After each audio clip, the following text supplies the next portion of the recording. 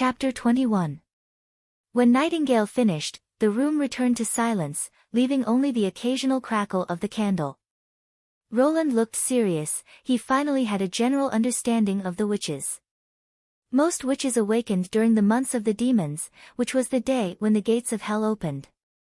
Generally speaking, adulthood was the dividing line for witches. Women who had not awakened after the age of 18 would not be able to become witches again, while those who awakened before the age of 18 would suffer the pain of the demonic bite every year on the day of awakening. This kind of pain was hard to imagine.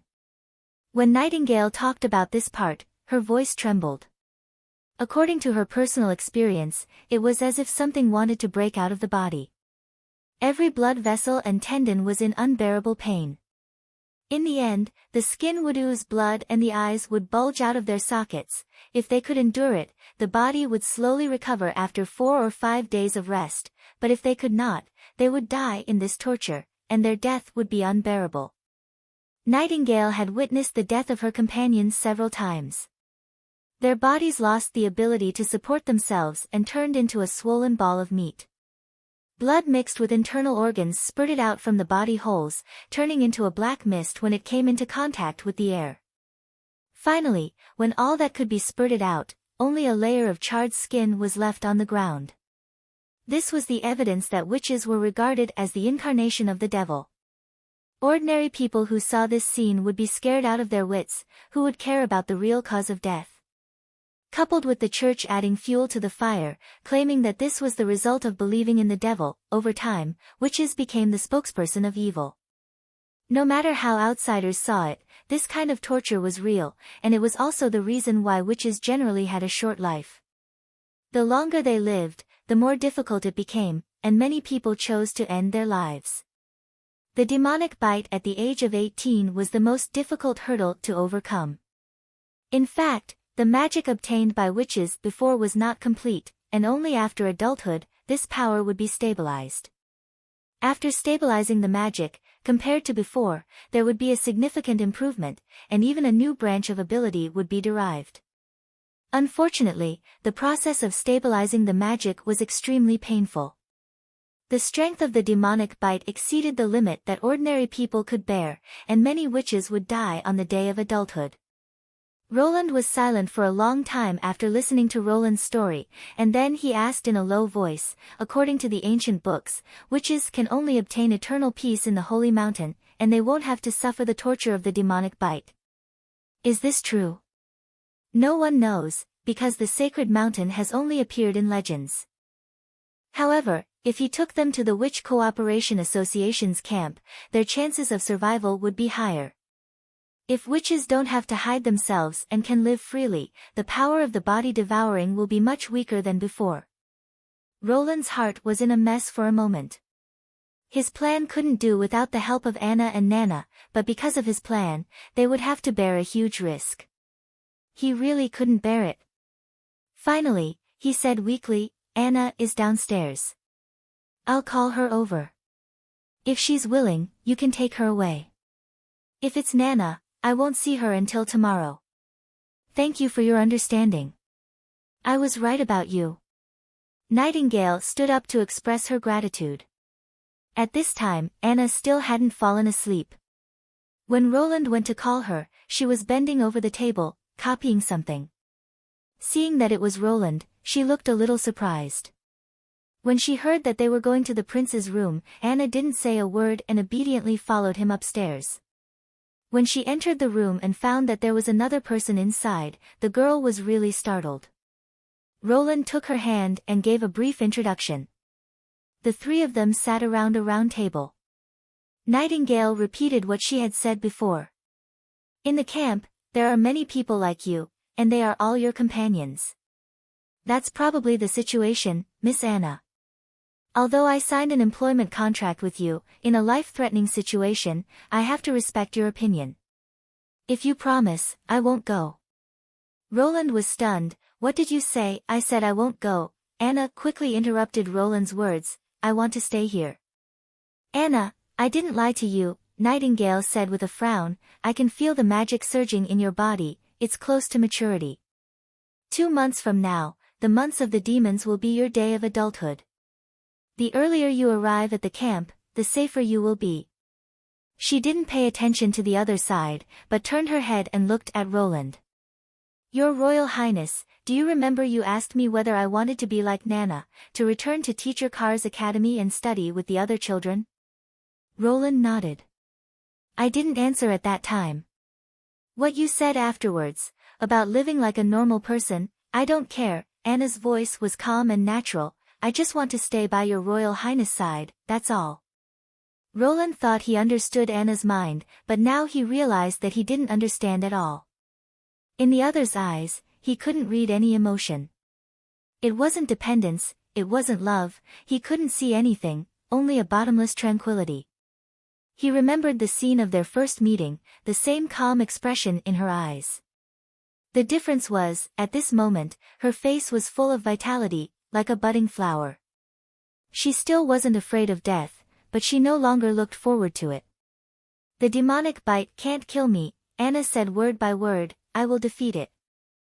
Nightingale closed her eyes and took a deep breath. Well, I know. So, will you leave alone? Roland asked. No, I'll stay here. She pulled up her hood and stood up. Anyway, before the end of the months of the demons, the camp won't move. Why? Roland was surprised. Was she going to monitor him for the whole winter? I don't think a fledgling who hasn't experienced adulthood will understand its dangers. I've struggled on the edge of death several times, and I've witnessed the disappearance of my companions. When that day comes, I can help her. If. Nightingale shrugged, if she doesn't survive, I also have experience in dealing with the aftermath. She went to the door, pulled out her dagger, and once again bowed to Roland, then, goodbye. With that, her figure gradually disappeared into the darkness, like a mist, leaving no trace. Is this Nightingale's ability? Roland thought, a silent stealth technique, she's simply a natural assassin. And from the way she threw the dagger, she definitely received relevant training. Is the Witch Cooperation Association also developing its own strength, in addition to accepting people of the same kind? Or, did she already master these skills before she was recruited into the Witch Cooperation Association? There was too little information about this organization, and Roland couldn't find any useful information in his memory, but he had a hunch that he would definitely meet with this organization again, as long as he insisted on walking the path of witches farming. It's getting late, you should go back to sleep, Roland said, patting the girl's head. To his surprise, Anna pushed his hand away and walked out of the room without saying a word. After closing the door, the light was isolated behind her, and the shadow enveloped her. She gently leaned against the door, and her eyes, which were like a lake, were no longer calm. She raised her head, put her arm in front of her face, and finally whispered in a barely audible voice. Chapter 22. The next day after the rain stopped, Border Town became lively again. Many villagers gathered in the square, talking and waiting for the speech of the fourth prince. For this speech, Roland had posted a notice on the bulletin board the day before. Anyone who came to the square to listen to the speech would receive a bowl of wheat porridge and half a piece of bread. For the townspeople, this was equivalent to a free lunch, so the number of people who came to watch the hanging was much more. When it was almost noon, Roland stepped onto the high platform that had been set up. Facing the dense crowd at his feet, he would be lying if he said he was not nervous. In the past, he dealt with computer monitors the most. Even during the meeting, he only needed to applaud from the audience. This was the first time that he had to personally participate in such a big scene. But he had to go. If he wanted everyone to stay in Border Town, he must have a general mobilization. Roland waved his hand, letting everyone quiet down. He had practiced this scene many times, but when he stepped onto the stage, his mouth was still a little dry. My people, good afternoon. I am the fourth prince of Greycastle Kingdom, Roland Wimbledon.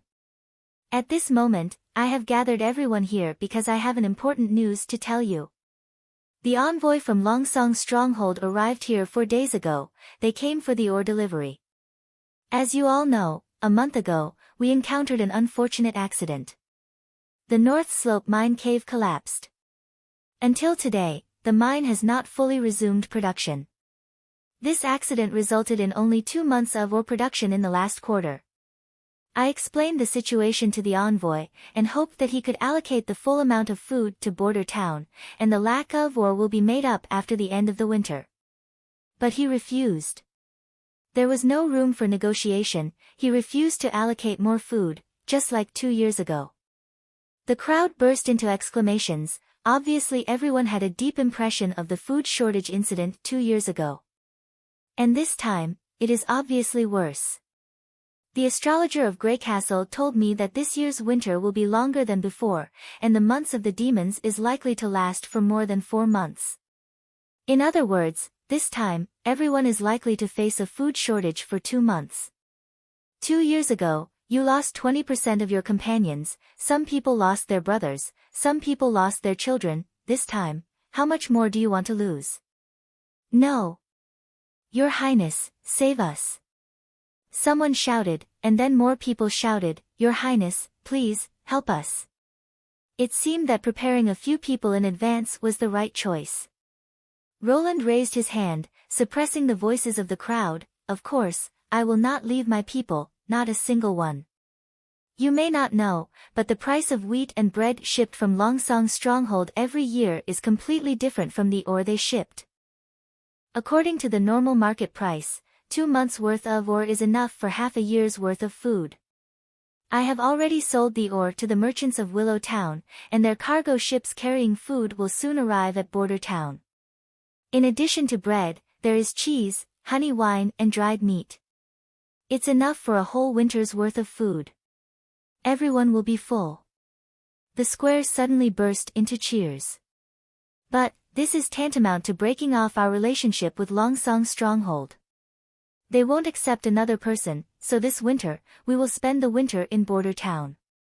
Most people had already seen that on the west side of Border Town, a solid wall was being built. I know some people are worried about whether we can stop the demonic beasts when they attack. I want to tell you, the demonic beasts are not much stronger than the beasts in the forest. Although they have thick skin, they can't climb the wall, they can't bite the stone. Even if their skin is thick, they are just a group of poor targets. Tell me, my people, do you want to hide in the shacks of Longsong's stronghold and starve to death, or do you want me to lead you to protect your loved ones and children, and defend Border Town until the last moment? I promise that as long as we hold out until the end of the months of the demons, all the townspeople who fight on the wall will get a reward of 25 silver royals. For those who unfortunately die, their families will get 5 golden dragon as compensation. We are willing to fight for your highness. Under the guidance of the people, they shouted and vowed to fight to the death. Seeing the atmosphere rising, Roland timely ordered the distribution of lunch. He didn't expect everyone to stay in Border Town. As long as half of the people were willing to stay, he was sure that they could stop the demonic beasts from advancing eastward. Perrault naturally didn't know how Prince Roland had arranged for him. When he brought the news back to the 6 aristocratic families in Longsong's stronghold, he only got a burst of laughter in response. You said that the naive prince actually wants to get rid of us and do it alone? He dares to repair the wall before winter. Should I praise him for his bravery or laugh at him for overestimating himself? Prince Roland's bravery is well known. When did Prince Roland also have this courage? He's just ignorant. Yes, he doesn't even have a stonemason, he only relies on the unpolished stones to pile up, with some wet mud in the middle. I'm afraid the pile will collapse. Anyway, it's a good thing. If he escapes back to Longsong's stronghold, naturally he will be at our mercy. If he dies in Border Town, we can also end this farce earlier. The Duke, who had been meditating with his eyes closed, suddenly opened his mouth. Perrault, what do you think?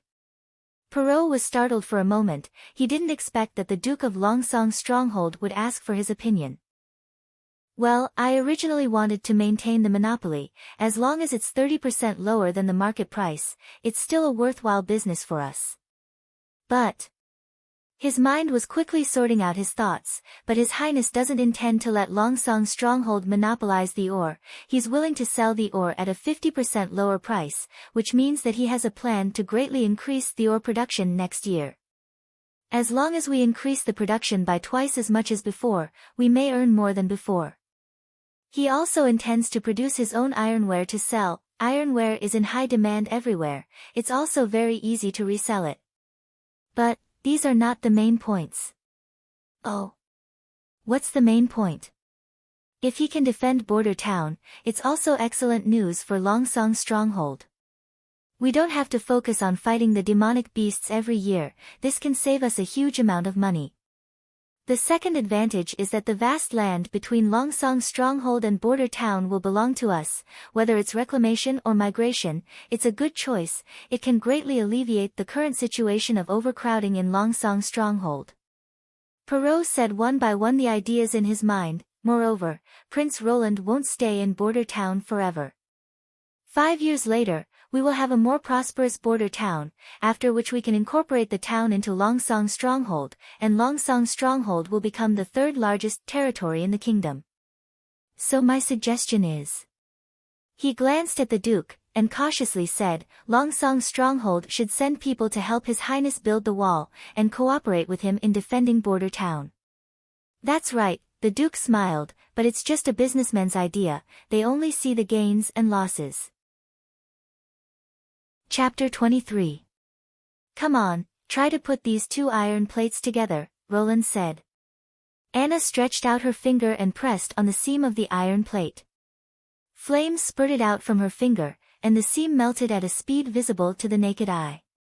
Reduce the fire, and do it from the back. She nodded, and did as he said. The 2 iron plates were joined at 90 degrees, and were firmly welded together. Roland carefully examined the seam, and found that the effect was just as he imagined, a perfect weld without any flaws.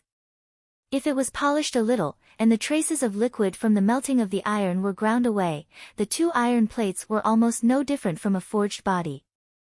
Very good, Miss Anna, this is amazing, Roland couldn't help but praise. Next, let's connect the other 2 iron plates. What is this? A bucket made of iron? No. This is a cylinder, he corrected. Cylinder?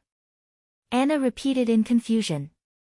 Yes, it can be used to fill air. Roland pointed to the other square iron plate. Do you see the small hole on it? Air enters the cylinder through this small hole, and pushes the piston. The piston is an iron plate slightly smaller than the diameter of the cylinder, it can move freely in the cylinder. Even Anna was confused by so many new words. Then these cylinders, pistons, what are they used for? To make a machine that can move automatically. The steam engine brought about the power needed for the first industrial revolution of mankind, completely liberating human and animal power. Its schematic was familiar to every mechanical dog. In simple terms, it was an enlarged version of a kettle. The boiling steam was directed into the cylinder, pushing the pistons and connecting rods, converting heat energy into mechanical energy. The principle was extremely simple, but it didn't mean it was easy to make. The difficulty was the airtightness of the cylinder and the piston, as well as the production of the gas pipe. Without enough metal processing skills, it was impossible to rely on manual forging to make a qualified cylinder. However, Anna's ability perfectly made up for the lack of craftsmanship. Roland only needed to design 4 iron plates of the same size in advance, let the blacksmith shop cast and grind them, and then use the right angle plate to fix the shape, and then let Anna weld them together, to get an extremely high rigidity square cylinder. With the help of the witches, he didn't have to build a barrel boring machine like the traditional production process, and then process a round cylinder. The same was true for the other large parts, which could be cut into small pieces and then pieced together. In this way, even a small workshop like a blacksmith could work together to produce all the parts needed for the steam engine. In fact, before welding was invented, people could only rely on bolts or rivets to connect small parts, and the inside of the cylinder had to be smooth, which was obviously not possible with conventional connections. The only problem was the air duct. The method of making it was nothing special. First, Heat a long iron plate until it was red hot, then put it into a grooved mold, and then use a hammer to hammer it into shape. This was also the method of making a front-loading flintlock gun barrel. However, the barrel still needed to be straightened, drilled, and so on, which was a bit more complicated. The problem was that it was impossible for Roland to call the blacksmith to his back garden, the witches could not be exposed for the time being, and blacksmithing was not his strong point.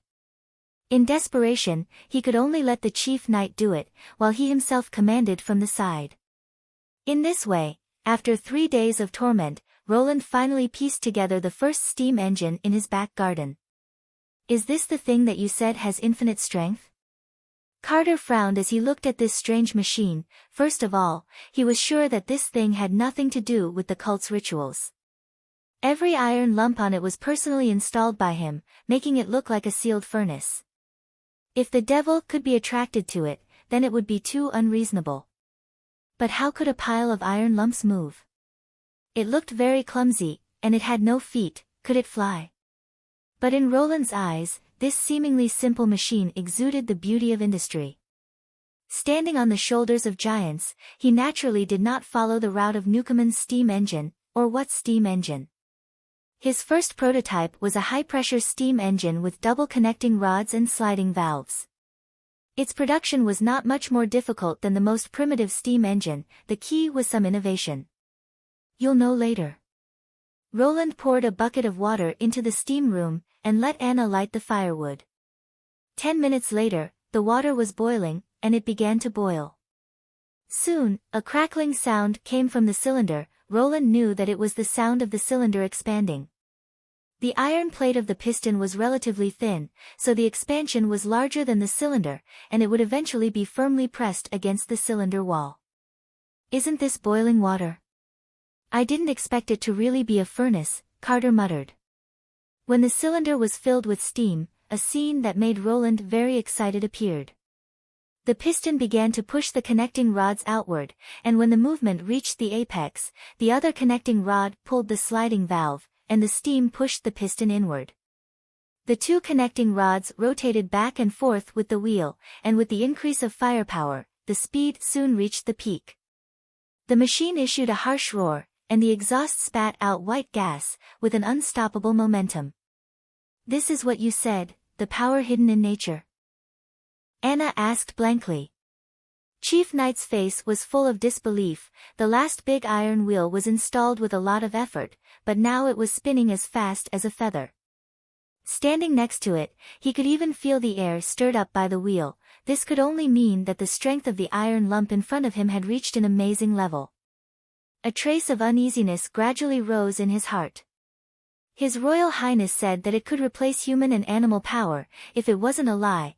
When it replaced the horses pulling the chariot, with this brute force, I'm afraid that even 10 knight would find it difficult to resist. It took 15 years to train a qualified knight, but it only took 3 days to make such an iron furnace. Counting the time it took for the blacksmith to build the parts, it would only take a week. It didn't need to be fed, it wasn't afraid of cold and hunger, and it wasn't afraid of arrows and swords. As long as the front was installed with a ram, it could rampage on the battlefield. In this way, is there still a need for the traditional knight to exist? In the evening, when Roland returned to his bedroom, he once again saw Nightingale. This time she didn't wear a hood, sitting at the table with a smile on her face, fiddling with a few pieces of parchment. It seems that the rumors outside really can't be trusted. They say that the fourth prince is ignorant and has a bad character, but in fact, he is not much worse than a court master. Is this the drawing on the paper, the design of the iron furnace? You call it, the steam engine, right? I'll go, can't you give me some privacy? You want to come and go as you please, do you think this is your home? Roland's heart was full of criticism, but on the surface he still acted as if nothing had happened. It's a design, but without Anna's help, it's just a drawing. What can it do?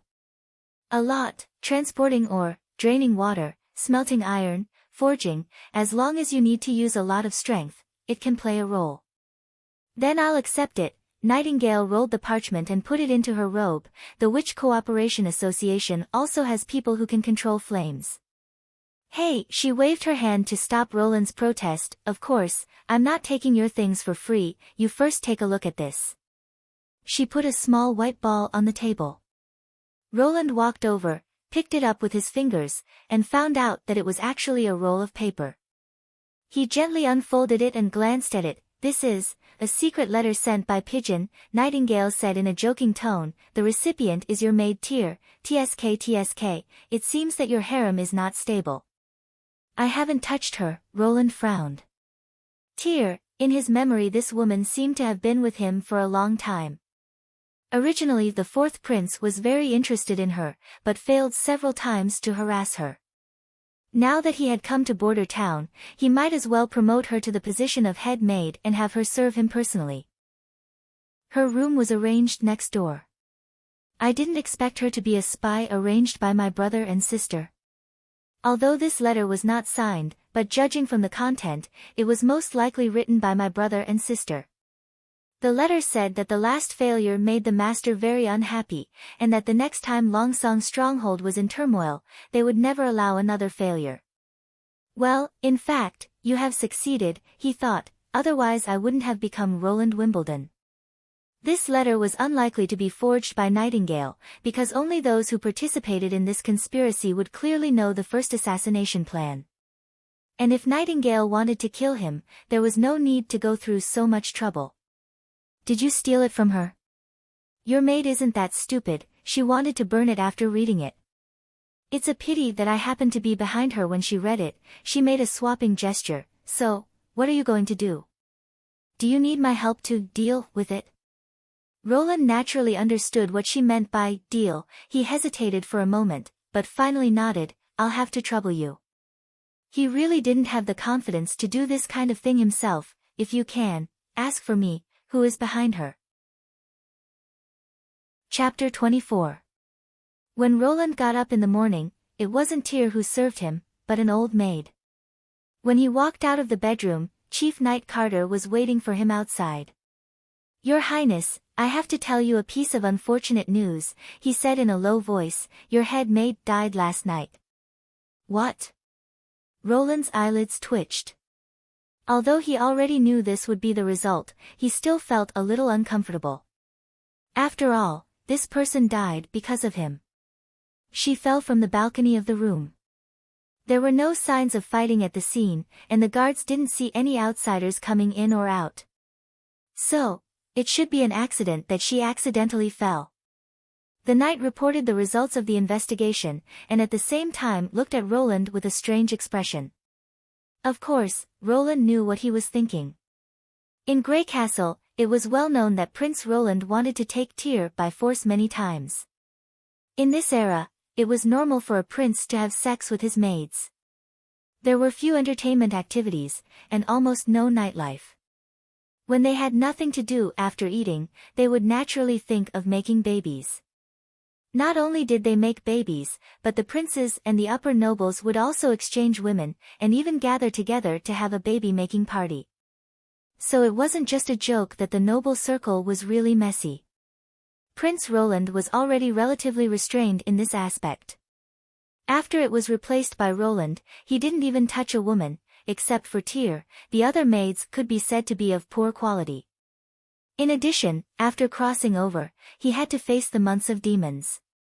His mind was almost filled with farming plans, and he didn't have time to enjoy the romantic life of a noble. It's really a pity, Roland pretended to be regretful. Let the old maid who served me this morning take care of Tyr's funeral. She will be the new head maid. Carter nodded, saluted, and left. As soon as Roland stepped into the office, he saw Nightingale sitting on the mahogany table.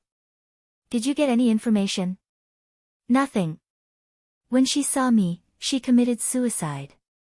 Her tone was a little depressed. It was too fast, without the slightest hesitation. You didn't subdue her. Roland walked around him and sat back on the armchair. I tied her up. Nightingale leaned over and said, I didn't expect her to hide poison in her teeth. I had to fake it as an accident. I thought you were experienced, but you still have the nerve to ask for remuneration. Hey, don't say that. Although I didn't get anything from her, it doesn't mean that I didn't get anything. Nightingale chuckled and placed a folded piece of paper in front of Roland. I found this in her room. Roland unfolded the paper. It was a letter from home. The sender addressed Tyr as his sister, and the content was just a casual chat. However, he noticed that she mentioned the sea many times, such as how beautiful the seaside scenery was and how she liked to stay on the beach to watch the sunset. At the end of the letter, she asked when her sister would come back. She missed her sister very much.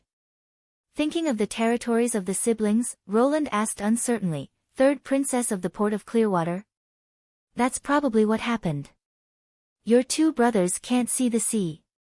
According to my speculation, third Princess Garcia Wimbledon held her sister hostage and used her as a hidden chess piece. Judging from her decisive style of suicide, it was unlikely to be a random arrangement. That is to say, before she was placed by your side, she received at least 2 to 3 years of relevant training. Roland sighed softly. Sure enough, the fight for the throne would not end so easily. Even if he didn't fight, it didn't mean that he would stay out of it. For the throne, his brothers and sisters didn't care at all. Similar things would probably happen again in the future. Ah, someone's coming. I'll take my leave first, Your Highness. Nightingale teasingly blew a breath towards Roland, and then disappeared in the blink of an eye. Although it was not the first time he had seen it, it still shocked Roland to see it in broad daylight. He hesitated and tentatively stretched out his finger towards the empty table. Halfway through, he was intercepted by a soft hand. Your Highness, you will make Anna sad if you do this. Well, it seems that her ability is invisibility, not disappearance, Roland thought, otherwise it would be too terrible. There was a knock on the door. Your Highness, I'm Barav. Roland took back his finger and returned to his expressionless appearance. Come in. The assistant minister came into the office with a large bundle of files. His butt hadn't even warmed up when he began to report on the state affairs of the past week. Roland also put away his thoughts and concentrated on listening to him. After more than a month of being influenced, he found that he could keep up with the rhythm of the other party. He was no longer dizzy and completely confused. In general, Border Town's financial situation had improved to a certain extent. After selling ore and gemstones to Willow Town, they received nearly 200 golden dragon. After this money was used to buy food and pay wages, there were still 90 left. Barav was also in a good mood. With money in his hands, it wouldn't be too difficult to get through this winter.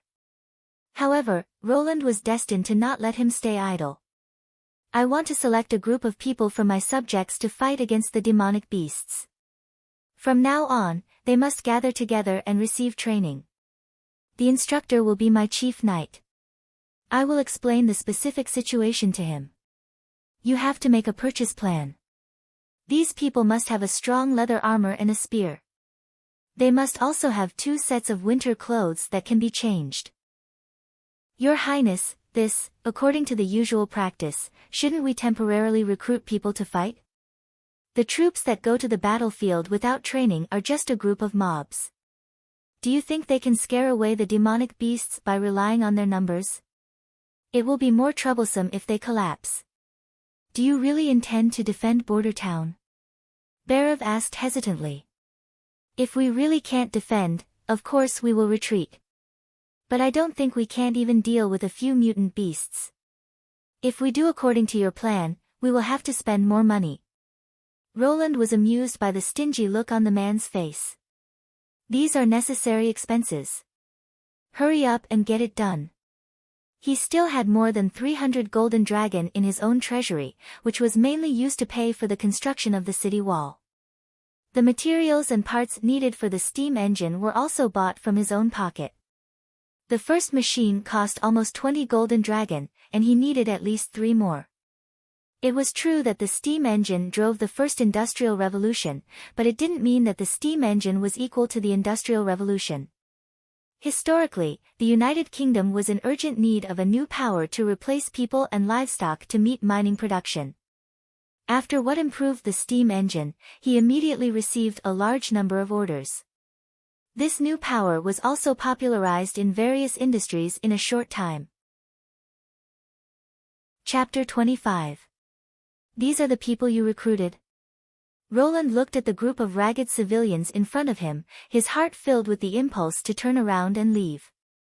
Your Highness, they were selected according to your requirements, Carter said while counting with his fingers: male, non-criminal, over 18 years old, under 40 years old, no physical disabilities. I carefully checked them. Well, he knew he shouldn't have too many expectations. After all, the productivity of this world was so low that it was difficult to even eat, so it was normal to be poorly dressed. As a prince, the treatment he received made him ignore this point. As long as he walked out of the castle, he could see homeless people begging for a living everywhere. In fact, even in the capital of the kingdom, Grey Castle, there would be people who collected corpses. What they did was to drag the bodies of starving people to be cremated every day. So in the end, what was the fighting mode of this world? Roland closed his eyes and carefully thought about it. It was probably a little more advanced than a hooligan fight. Generally speaking, when the Lord decided to start a war, or a fight, Roland didn't think that this kind of fight could be linked to the word war. He would summon the nobles in his territory, and the nobles would then summon the nobles of the lower level in their territory. For example, the Duke would summon the Count would summon the Viscount, and the Baron, and so on. Most of these nobles had a group of knight and mercenaries as their own personal strength.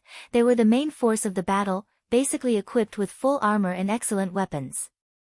At the same time, they would also recruit the civilians and farmers in their territory to fight. In fact, it was to deliver food to the army, and when needed, they would rush to the front line as cannon fodder. In the battle, the most casualties were these cannon fodder. In the battle between nobles, as long as they didn't die on the battlefield, they would generally be taken back and exchanged for ransom.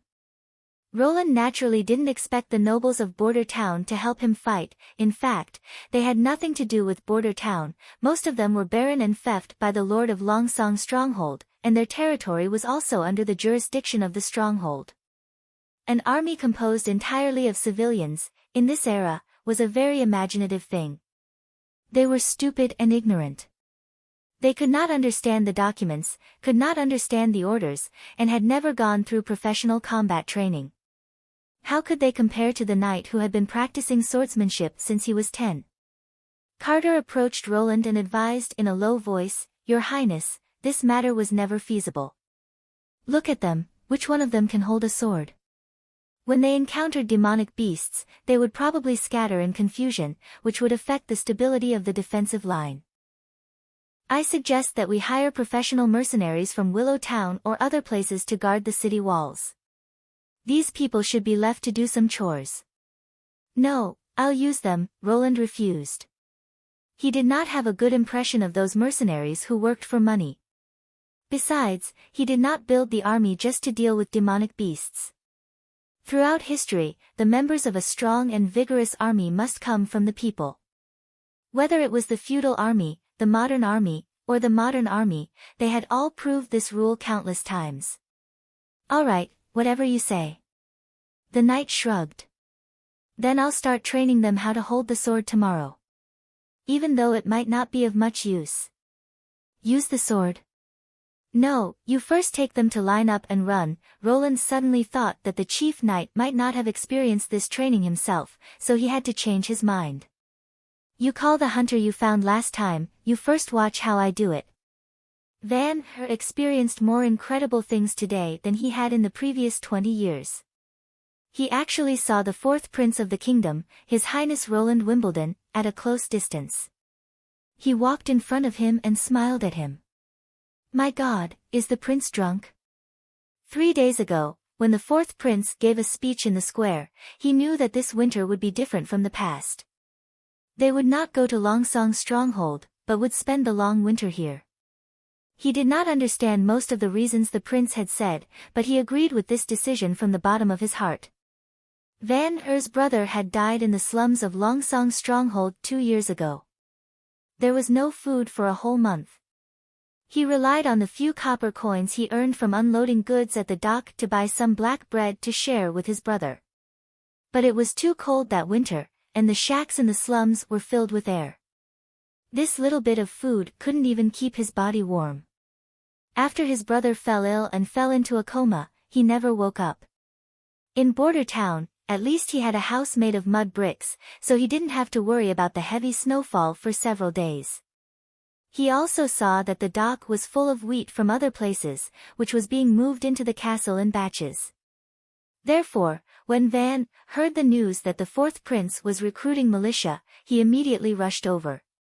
Of course, the reason that tempted him to give up his gravel work and immediately come to apply for the job was the monthly salary of 10 silver royals. This was already comparable to a skilled clay craftsman. He was not young anymore. Next spring, he planned to marry the tavern maid Cheryl, so he had to save more money. As for what the militia was supposed to do, he didn't pay attention to it at all. Anyway, they were either carrying things for the nobles or helping the patrols. They would not climb up the wall to fight against the crazy demonic beasts. The screening process was quite strict, and the eyes of the shining armor knight made Van feel a little scared. Fortunately, his sturdy physique passed the inspection. Many other scrawny fellows were dragged out of the team by the knights. In the end, there were only 100 people who came to apply for the job. But Van never expected that the one who would train them would be His Royal Highness himself. Those who passed were taken to the grassland in the west of Border Town. Behind them was the city wall that was being built, and in front of them was the endless concealing forest. The prince ordered everyone to stand in line, and then went to the side to rest. It had just rained a few days ago, so the ground was still wet with mud.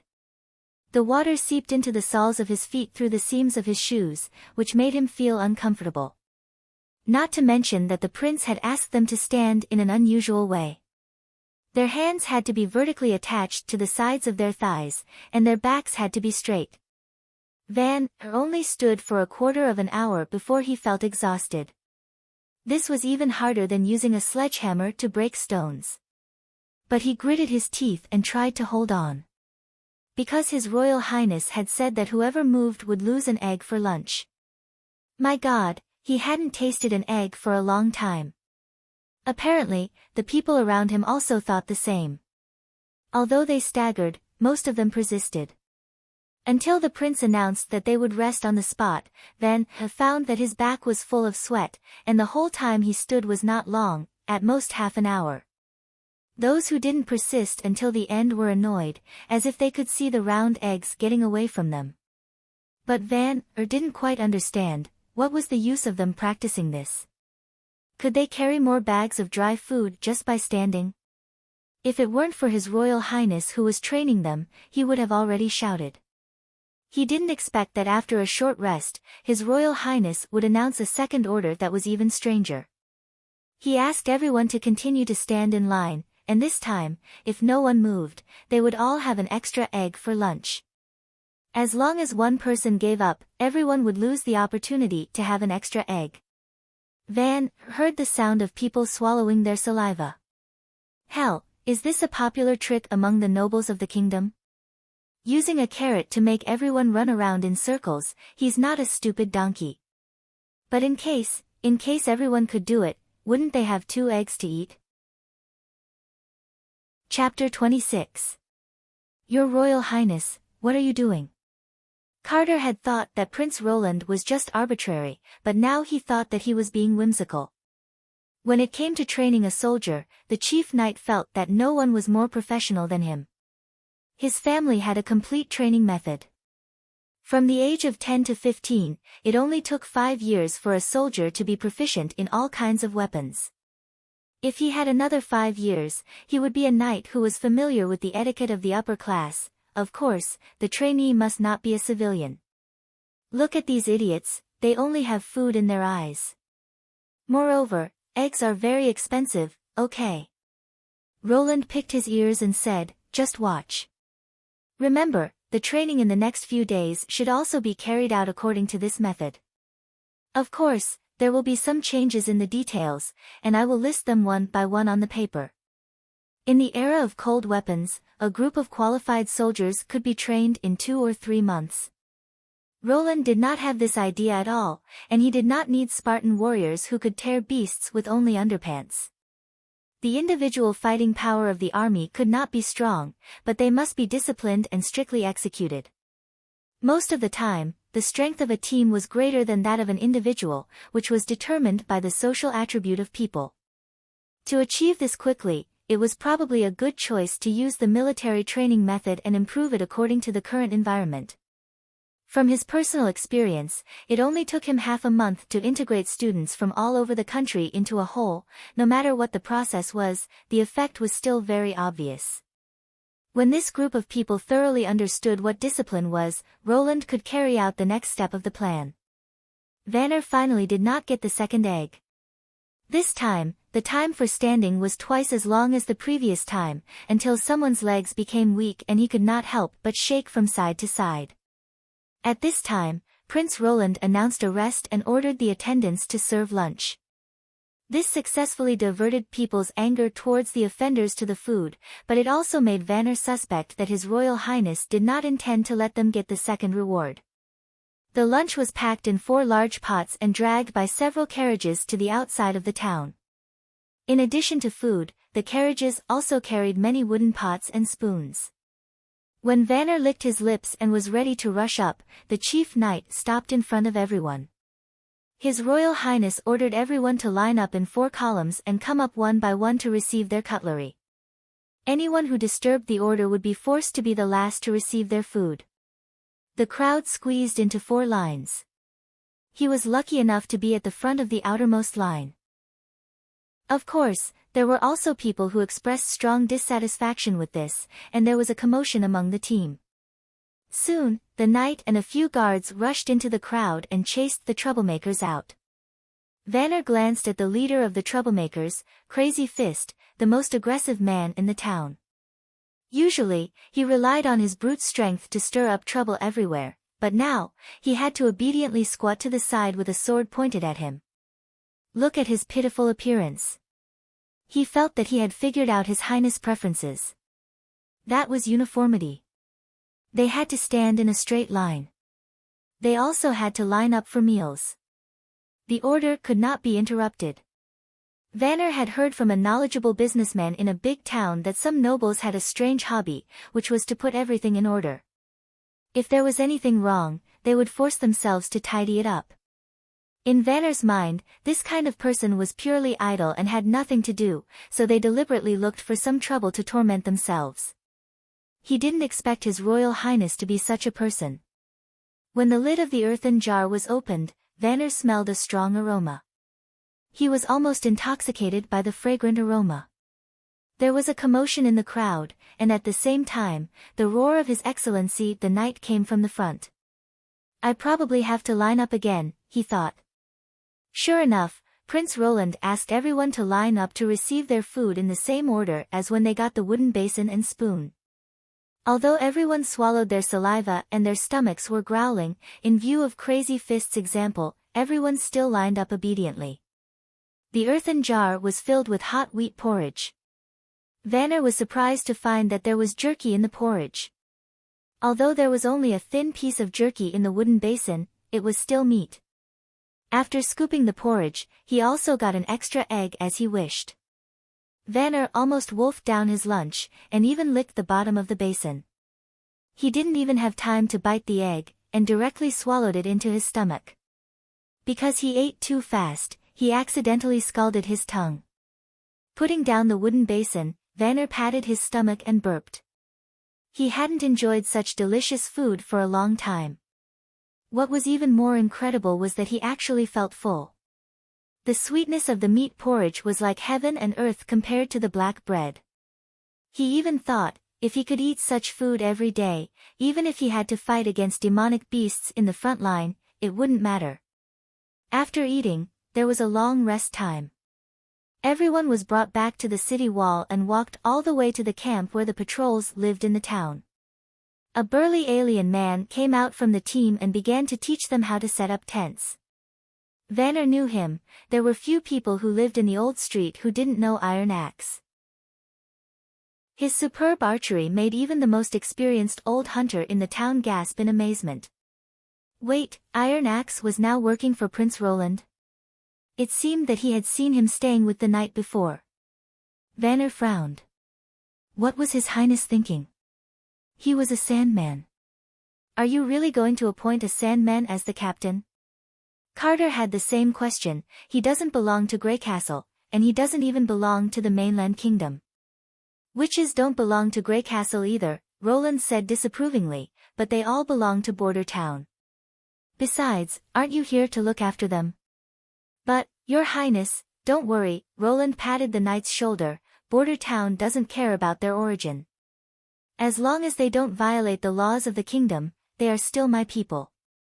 If you are really worried, you can choose 2 more outstanding captains. Anyway, the number of people in this team will expand in the future, so it's not bad to train a few more people with potential. By the way, I have already written the training regulations. Compared to the Sandmen, I think it's better for you to pay more attention to this. Carter took the parchment scroll from Roland's hand and read it from beginning to end. He was suddenly dumbfounded. These training contents were simply unheard of, for example, taking everyone to run laps around Border Town in the afternoon, from 2:00 in the afternoon until the sun went down. The regulations emphasized that everyone had to complete this task, and they were allowed to help each other. If no one gave up, an extra egg would be added to the dinner. Another example was to blow the whistle at night when the wolves passed, so that everyone could put on their clothes and gather in the shortest time possible. With this kind of tossing and turning, I'm afraid the team will disperse in a few days. If the first few rules were slightly understandable, the last one made Carter completely confused. Every day after dinner, everyone will go to Mr. Carr's academy to receive cultural training. Your Highness. What do you mean by cultural training? Are you going to teach them to read and write? I hope so, but the time is too short. At most, I can only teach them some simple words and numbers, so that they can read and write commands. I will personally explain this to Carr, you just need to take them there. But, why do you want to do this? This is of no help in the fight against the demonic beasts. Chapter 27. The weather was getting colder day by day, and Roland also got up later and later. As the ruling class, he certainly had the right to sleep late. Especially the big bed with 3 layers of velvet blankets, when he lay down, his whole body would be surrounded by softness, which encouraged him to stay in bed. When Roland finished washing up and walked into the office, Nightingale was already there waiting for him. Well, your breakfast, I ate half of it while it was still hot, and now it's cold, she pointed at the half of the bread on the table, as if she was the owner of the place. Didn't anyone teach you to be humble in front of the prince? Roland reached out his hand to push away the plate and sat back at the desk. I remember that at the beginning you were still very polite. He sighed from the bottom of his heart. He really didn't see that this girl was actually a familiar person, not accompanying Anna, but running to his office to stroll around. Before, she would hide her figure, but now as long as there were no outsiders, she would openly wander around the office, even without a hood. Like this? She jumped off the table and bowed impeccably. You have been getting up later and later recently. I saw that breakfast was just sitting there, so I helped you a little. Your Highness, she moved closer to Roland. Anyway, you don't care, right? And you don't like those cumbersome etiquette, I can see that. Do you have the heaven's eye? Roland thought, you can see that. He sighed, do as you please, but after you eat breakfast, you must finish it. If I want to eat again, I will order another. Yes, Your Highness. She smiled gently, picked up the plate and ran to the side. Roland spread out a blank piece of parchment, ready to complete the design drawing that he had drawn yesterday. If he wanted to defend Border Town, the battle after the arrival of winter could not be a Pyrrhic victory. Although an army that had not seen blood was not a qualified army, Roland was worried that if there was a big loss, this group of people who had been trained for a short time would not have the courage to stand on the wall. He needed a revolutionary weapon to gain an absolute advantage over the demonic beasts. Without a doubt, it was a musket. In fact, This era already had all the conditions for firearms to appear. Alchemists often made a substance known as snow powder, which was used in court ceremonies. This thing was gunpowder with the wrong formula. It burns slowly, and when it was put into a copper tube, it would only make a sound. In about another 100 years, the prototype of the flintlock gun, would appear. Due to the cumbersome operation of this firearm, it required the cooperation of 2 people to complete the loading and firing action. Under normal circumstances, it could only be used as a single-shot weapon. Moreover, its firing speed and power were inferior to that of a well-trained archer. Of course, Roland wasn't interested in repeating history. Just like the steam engine, he could use the witch's ability to create a gun with actual combat value. I looked at the order on the table before you came. Nightingale swallowed the last piece of bread and asked casually, "Why do you plan to buy so many ice rays? It's winter now. If you want to drink chilled ale, why don't you just leave it outside for the night?" The upper nobles liked to use ice ray, or saltpeter, to make ice in the summer, and then cool down their milk, wine, or fruit juice. Thanks to the season, the purchase price of saltpeter was very low. To make iced cheese, the current temperature is not low enough, it needs to be frozen, Roland said. Although the woman in front of him wasn't an enemy, he didn't know everything about her like Anna did. Unlike the steam engine, the musket didn't have many technical barriers. Once it was spread, it would obviously be detrimental to his farming plan. Before he understood her details, it was better to hide some things from her. Thinking of this, he tentatively asked, "In addition to searching for the Holy Mountain, is the Witch Cooperation Association also responsible for training killers?" "No, they are just a group of poor people gathered together for a dream." Nightingale waved her hand. "I joined the Witch Cooperation Association only 2 years ago." "In other words, you were working for someone else before?" Her beautiful throwing skills couldn't have been thrown without several years of hard practice. Roland was very sure of this. "In addition to me, there are other people willing to take in witches." "Take in?" Nightingale's expression became a little strange. How could it be? If he knew that I would become a witch, he wouldn't even let me through the door. As for later, if I wasn't still useful to him, I'm afraid I would have already been secretly executed. "Oh. Can you tell me about it?" Nightingale smiled and shook her head, but this time there were some unknown emotions in her smile. "Your Royal Highness, when the time is right, I will tell you. I know what you are worried about. Please rest assured, I was already free 5 years ago. I don't need to work for anyone anymore." Negotiation failed. It seems that my charm attribute isn't high. But her answer also confirmed my thoughts. At least 5 years ago, she had done some things for someone that couldn't see the light of day. Fortunately, his use of Nightingale seemed to be a coincidence, and not like me, who intended to recruit witches. Roland didn't ask again. He lowered his head and continued to draw his own drawings. To his slight surprise, Nightingale, who usually loved to come forward, had become quiet at the moment, and only the sound of the burning fire could be heard in the room. When Roland raised his head to move his sore neck, she had already disappeared from the office. She left without saying a word, he muttered, folded the parchment in his hand, and put it in his pocket. After a few days of busy work, with this drawing, the design of the weapon, or rather, the reproduction, was completely completed. The weapon he planned to make was the famous flintlock. This weapon had been tested by history for a long time, and its production difficulty was similar to that of a matchlock. The rear was loaded with gunpowder, the front was loaded with lead, and the firing rate was close to 3 shots per minute, which was more than enough to deal with mutant beasts without any IQ. Most animals couldn't climb walls, so the shooting distance was about the height from the top of the wall to the ground, which was 12 feet. At this distance, even if you aimed with your feet, you wouldn't miss the target, and the bullet's initial speed was almost unaffected. As long as the demonic beasts didn't evolve to be harder than steel, they could basically be killed with one shot. The shortcoming of the flintlock was the production time. At the beginning, it was the same as a matchlock, which required the craftsman to hammer it out. From the barrel to the trigger, the entire production of the gun would take about 3 months. The barrel was the big part, and the iron plate had to be beaten into a round tube. Iron powder was used to seal the mouth, and then the barrel was drilled to engrave the firing line. Although it didn't require any sophisticated equipment, the craftsman had to be skilled to make a qualified barrel.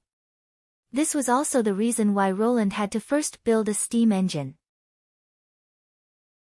Chapter 28. However, when Roland personally operated it, he found that the actual situation was far from as simple as he thought. After working in the backyard for 4 or 5 days, he successfully produced a hard drill. Using Anna's high-temperature flame, he could easily obtain molten iron with a temperature of more than 1,500 degrees. Without the restriction of temperature, the conventional method of frying steel could easily and quickly produce a small batch of steel. That was to use an iron rod to quickly stir the molten iron, so that the excess carbon and other impurities in the pig iron were fully exposed to the air and oxidized. After several repetitions, the molten iron cooled down to obtain high-quality steel. The problem lay in the steam engine. When the prototype was working, the noise and vibration were very alarming. Even the drill could not steadily drill a complete iron pipe. This level of tremor was insignificant when doing heavy work, but it was obviously not feasible when processing a gun barrel. To improve this, he had to first create a centrifugal governor to control the steam engine's output power, and then use a gear combination to reduce the vibration and adjust the rotation rate of the drill. But processing the gear required a simple lathe. In this way, Roland found that he had no way to achieve this goal before the months of the demons. In the end, he could only use the old way, relying on the blacksmith's hands to hammer it out. The plan to mass-produce guns was a failure. According to the number of blacksmiths in Border Town, at most they could produce 3 to 4 barrels a month, and this was under the condition that they stopped building the second steam engine. The only good news was that they didn't have to worry about the quality of the barrels. The blacksmith only needed to hammer out a roughly round pipe, and then Anna would uniformly sew it. The effect was close to that of a seamless boring pipe, which basically eliminated the risk of explosion. Roland had no choice but to modify his previous plan. He originally intended to recruit the hunters of Border Town to form a gun team. Most of them were proficient in archery, whether it was a bow or a crossbow, they were both handy weapons. In addition, firearms training was not time-consuming, so they could quickly gain combat effectiveness. But now during the months of the demons, at most 4 flintlocks could be made, so he could only select the most outstanding hunters to create an elite team. Roland decided to give this task to Iron Axe, who had been in Border Town for 15 years and was recognized as the best hunter. Brian was not happy for the past 2 weeks. Especially when they met the militia on the street, the unhappiness would be magnified, and there would even be a trace of unwillingness in their hearts. He felt that he had been forgotten by His Highness. A month ago, when he was summoned by the chief knight, he was filled with excitement. To be in close contact with the 4th prince and to be personally questioned by His Highness was such a fortunate and glorious thing. He had grown up in Border Town. Although he came from an ordinary hunter family, he had relied on his own ability to become a patrol captain. He knew that he couldn't rely on his family to become a knight, so he could only wait for an opportunity to make contributions and receive the title of a superior. His Royal Highness's question made him feel that his opportunity had come. Obviously, the 4th Prince Roland was not willing to give up his territory. He was trying to find a way to fight against the demonic beasts. Later, the wantonly construction of the city wall also proved this point. There was no doubt that this year they would spend the months of the demons in Border Town. If they wanted to stop the invasion of the demonic beasts here, they had to form a team that dared to fight head-on. Brian thought that he was the best candidate. He was proficient in reconnaissance, swordsmanship and horsemanship. Every year, he stayed behind to light the beacon, proving that he didn't lack courage. But he never expected that His Highness would choose a team of civilians to fight against the demonic beasts. That's right, a pure civilian team. Not only him, but the entire patrol team of 10 people didn't pass the Chief Knight's examination. This was simply incredible. Did His Highness think that this group of people who had never held a sword would be better at fighting than him? I'm afraid that if they saw the fierce appearance of the demonic beasts, they would be defeated. But His Highness seemed to be serious. He not only trained this motley crew, but also gave them a uniform. Every afternoon, Brian could see this group of people wearing brown and gray leather armor, running through the street in 2 columns. At the beginning, the team was sparse, but recently it had become more and more orderly.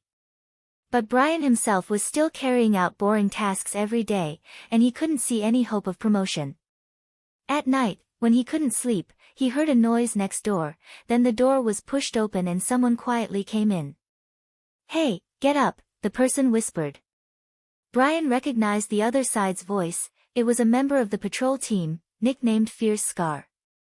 There were 5 people sleeping in his room, except for himself and Greyhound. The other 3 quickly turned over and got up, as if they were already prepared. They didn't even take off their coats. "Captain, get up, I have something important to tell you." Fierce Scar had a noble relative in Longsong Stronghold, and he heard that he was a great noble, so his position in the team was very high. Brian couldn't ignore him, so he got up and asked, "What's the matter?" Greyhound was also woken up. It's so late, you don't sleep. I have a good job to introduce to you. Do you want to be conferred the title of Knight? What? Knight? Greyhound was surprised. Brian's heart jumped. He quickly asked, "In the end, what kind of job is it?" "You all know my Uncle Hill, he is the Earl of the Duke, he is also His Excellency's confidant. He told me this news personally," Fierce Scar said in a low voice. "The 4th prince is ready to leave Longsong Stronghold alone, which made the Duke very unhappy. He decided to let the prince know, who is the master of the Western Territory." Difficult, don't tell me, you plan to assassinate." Greyhound was nervous. He stuttered even more. A short sentence could not be completed for a long time. "How is that possible?" Fierce Scar sneered. "He is a prince. If he dies, even the Duke can't protect us." "I said, this is a good job." Brian subconsciously felt that this deal was certainly not as simple as he claimed, but the temptation of being conferred the title of Knight was too big. He couldn't help but open his mouth. "Let's hear it." "Food." Without food, he can only obediently roll back to Longsong Stronghold. This job was promised by the Duke. "As long as we can successfully burn the food bought by the 4th prince, he will hold a knighthood ceremony for us, and also give us a fief in the east of Longsong Stronghold. This is a once-in-a-lifetime opportunity, Captain, what do you think?" You are crazy." Didn't His Highness say, this year, the months of the demons is likely to last for more than 4 months, if you burn the food, what will we eat?" Greyhound shook his head again and again. Two years ago, have you forgotten? What does it have to do with us?" Another person said disdainfully, "Anyway, I don't intend to stay here, Duke Ryan's matter, we can live a comfortable life in Longsong Stronghold." "Yes, do you want to eat slag in this damn place for a lifetime?" The others also chimed in one after another. Hell, they had already colluded. Brian's heart turned cold, except for Greyhound and himself who grew up in Border Town. Most of them came from all over the kingdom, they simply didn't have any nostalgia for the town. Seeing that he was powerless to stop them, he had to change the topic. "But the wheat has been transferred to His Highness Castle, the door is guarded by His Highness' personal knight, how can you get in?" "That's why I called you," Fierce Scar proudly said. "You have been living in this broken place since you were a child, no one is more familiar with the environment here than you. I remember you once said that there is an abandoned well in the ravine behind the castle, which is connected to the waterway under the castle. Through it, you can quietly reach the castle garden. Didn't you climb in when you were a child? How about it, if you do this with me, in the future you can also become a knight personally appointed by His Excellency the Duke." No, a knight should have the courage to fight against injustice, should not be afraid of power, and should protect the weak. Just because of His Excellency the Duke's personal grievances, he should ignore the threat of starvation and death for the residents of Border Town. Such a knight, in addition to being an empty shell, what glory does he have to speak of? He was about to open his mouth to refuse, but Greyhound had already barked. A group of madmen. You actually dare to take the idea of food. I will never let you leave here. I will report to, Greyhound said halfway, his voice suddenly froze, he incredulously turned his head, a former teammate was standing behind him sneering at him. A black dagger was inserted from behind Greyhound's waist, the dagger was completely inserted into his body. He trembled twice, opened his mouth to say something, but could only let out a hoarse breath sound. The other side stirred the dagger twice, and then fiercely pulled it back. Greyhound suddenly lost his support like a rag doll, softly paralyzed on the ground. Chapter 29. The castle of the Lord of Border Town was not built in its current location. At first, when the foundation of the stone wall was buried, it encountered an underground cave, and the ground suddenly collapsed, so it had to be moved. Most of the channels that had been dug were destroyed in the collapse, and even if they were intact, they were abandoned because of reconstruction. When Brian was young, he often drilled in these tunnels, and one day he accidentally found a route from an abandoned well to the well in the castle garden. Brian told this news to his father, and the result was that he was hung up and severely beaten. His father warned him that trespassing into the Lord's castle was a capital crime, and once discovered, he could only be hanged. The frightened Brian naturally did not go through this channel, but when everyone gathered together to drink and chat, he had more than once boasted that he had the ability to go directly to the castle. Now he simply regretted it. In addition to Greyhound, there were a total of 9 people. In other words, the whole patrol team was convinced by Fierce Scar to be able to work for the Lord of the Western region of the kingdom, Duke Ryan, and with such a generous reward, there were only a few people who could resist such a temptation. The abandoned well was the first place where the collapse began, and now it was still a wasteland. Fierce Scar held Brian's sword in the middle of the team and went down the well. When he was young, the channel was spacious, but now it seemed very narrow. Because there was no one passing through it all year round, and the water had changed course, many places in the cave had grown vines. The guy who stabbed Greyhound was holding a torch and walking in the front, holding a short-handled axe to clear the obstacles. Brian pretended to recall the road, but in his heart he was thinking of a way to escape. Obviously, in such a place where movement was extremely inconvenient, he had no possibility of escape. Only when he arrived at the castle could he get a chance. What should he do then? Shout twice to attract His Highness's guards? No. That way Scar only needed to raise his hand to kill him. He must first pull away, otherwise he would end up like Greyhound. Thinking of Greyhound, Brian's eyes dimmed a bit. Before the establishment of Border Town, he and Brian lived here, and the two almost grew up playing together. Joining the patrol team together was also Brian's idea. Unexpectedly, he was elected as the captain of the patrol team, just like himself. Brian was happy for him for a long time. Because of his stuttering, Greyhound had always been looked down upon. Now, he finally had a chance to be acknowledged, at least, that was what Brian thought at the time. But when Greyhound fell, Brian roared at Fierce Scar. Fierce Scar, with a face full of sarcasm, told him the reason why everyone recommended him and Greyhound to be elected as captain. Idiot, the patrol captain has to stay until the months of the demons and light the beacon to alert the others. If I don't let you do it, do I have to take this risk? These words pierced Brian's heart like a sharp knife. It turned out that all that modesty, all those congratulations were just a facade of hypocrisy. The real reason was so ugly. He revealed an expression of shock and despair to cover up the anger surging in his heart. This was unforgivable. Brian clenched his teeth. Someone had to pay the price. After walking through the dried-up sewer for about an hour, the group finally heard the sound of flowing water. This meant that they were not far from their destination. After turning a corner, the area ahead suddenly became much more spacious. It could accommodate 2 people standing side by side. The person walking at the front of the team said, "There is no road ahead, there is a shaft." "What's the matter?" Fierce Scar asked with his sword. "Tell him to look up," Brian said in a deep voice, "We have arrived." This abandoned sewer was connected to the middle of the well in the backyard of the castle.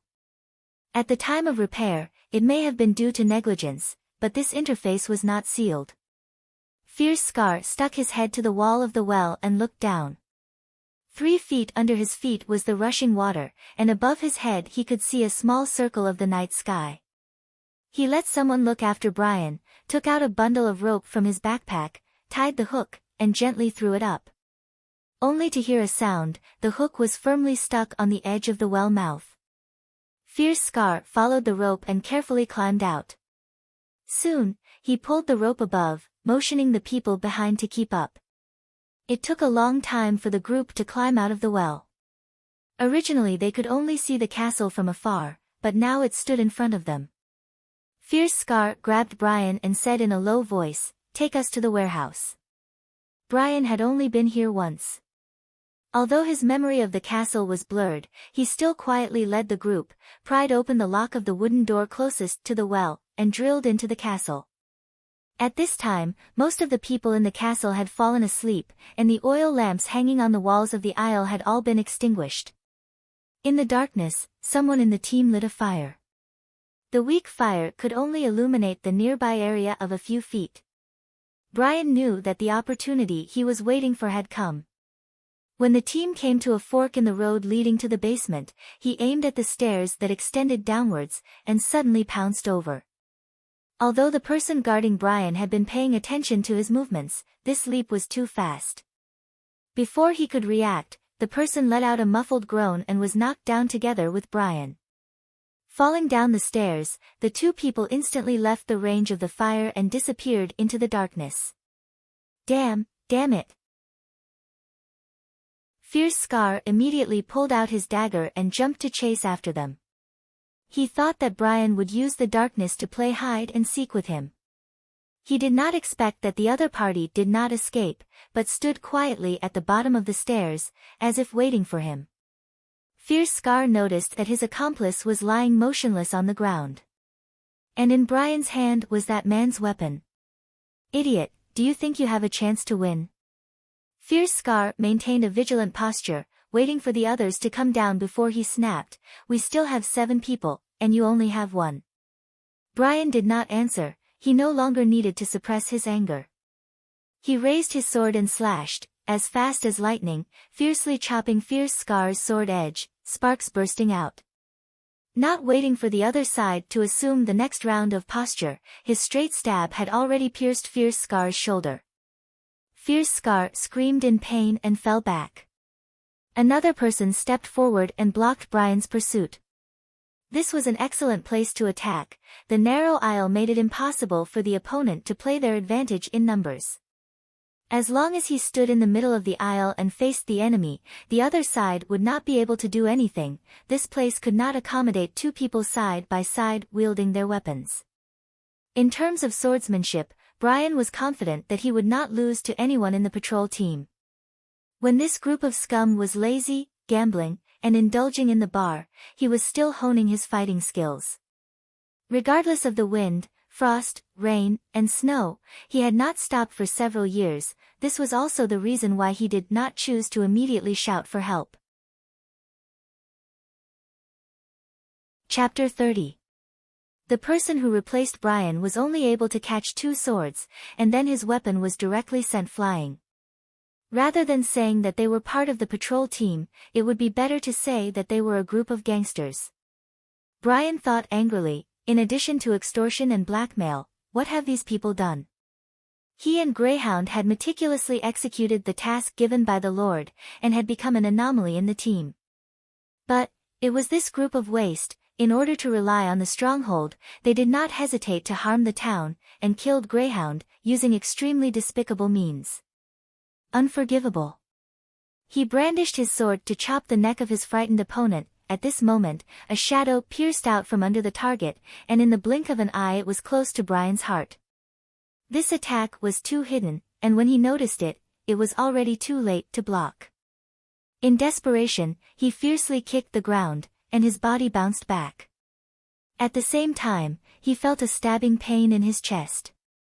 After rolling 2 laps, Brian stood up and immediately put on a defensive posture. The sneak attack just now had only pierced his coat and skin, but fortunately it was not a big deal. The key was the person who stabbed him. In his impression, there was no one in the patrol team who had such swordsmanship. Hey! You actually dodged. The man pushed away his teammate who had lost his weapon, and step by step came forward. Under the light of the fire, Brian found out that he did not know the other person. He was not tall, but his hands were too long, and if they hung down they would almost reach his knees. His face was also unfamiliar, and Brian swore that he had never seen such a face. You are not a member of the patrol. Who are you? Although he did not have much contact with the 5 people next door, but he always recognized them. The guy in front of him had obviously replaced one of them, and followed the team into the castle. It was not surprising that he did not find him in the middle of the night, but it was impossible for Fierce Scar to not find him. Since they were not surprised, then there was only one explanation: this guy was deliberately arranged by Fierce Scar.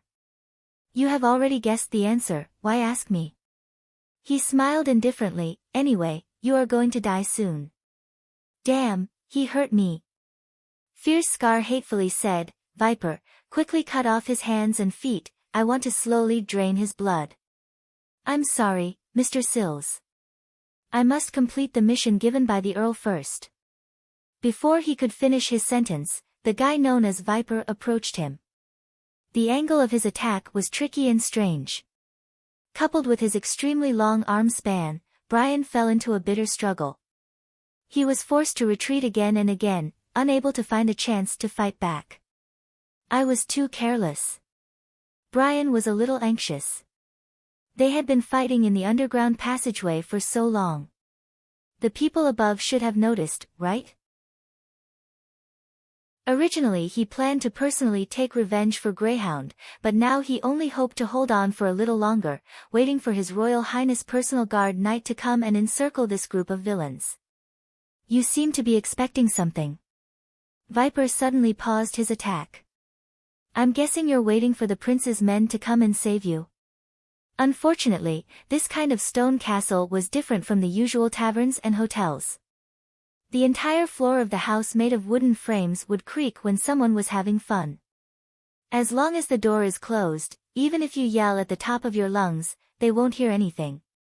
Brian couldn't help but stare blankly. Viper was waiting for this opportunity.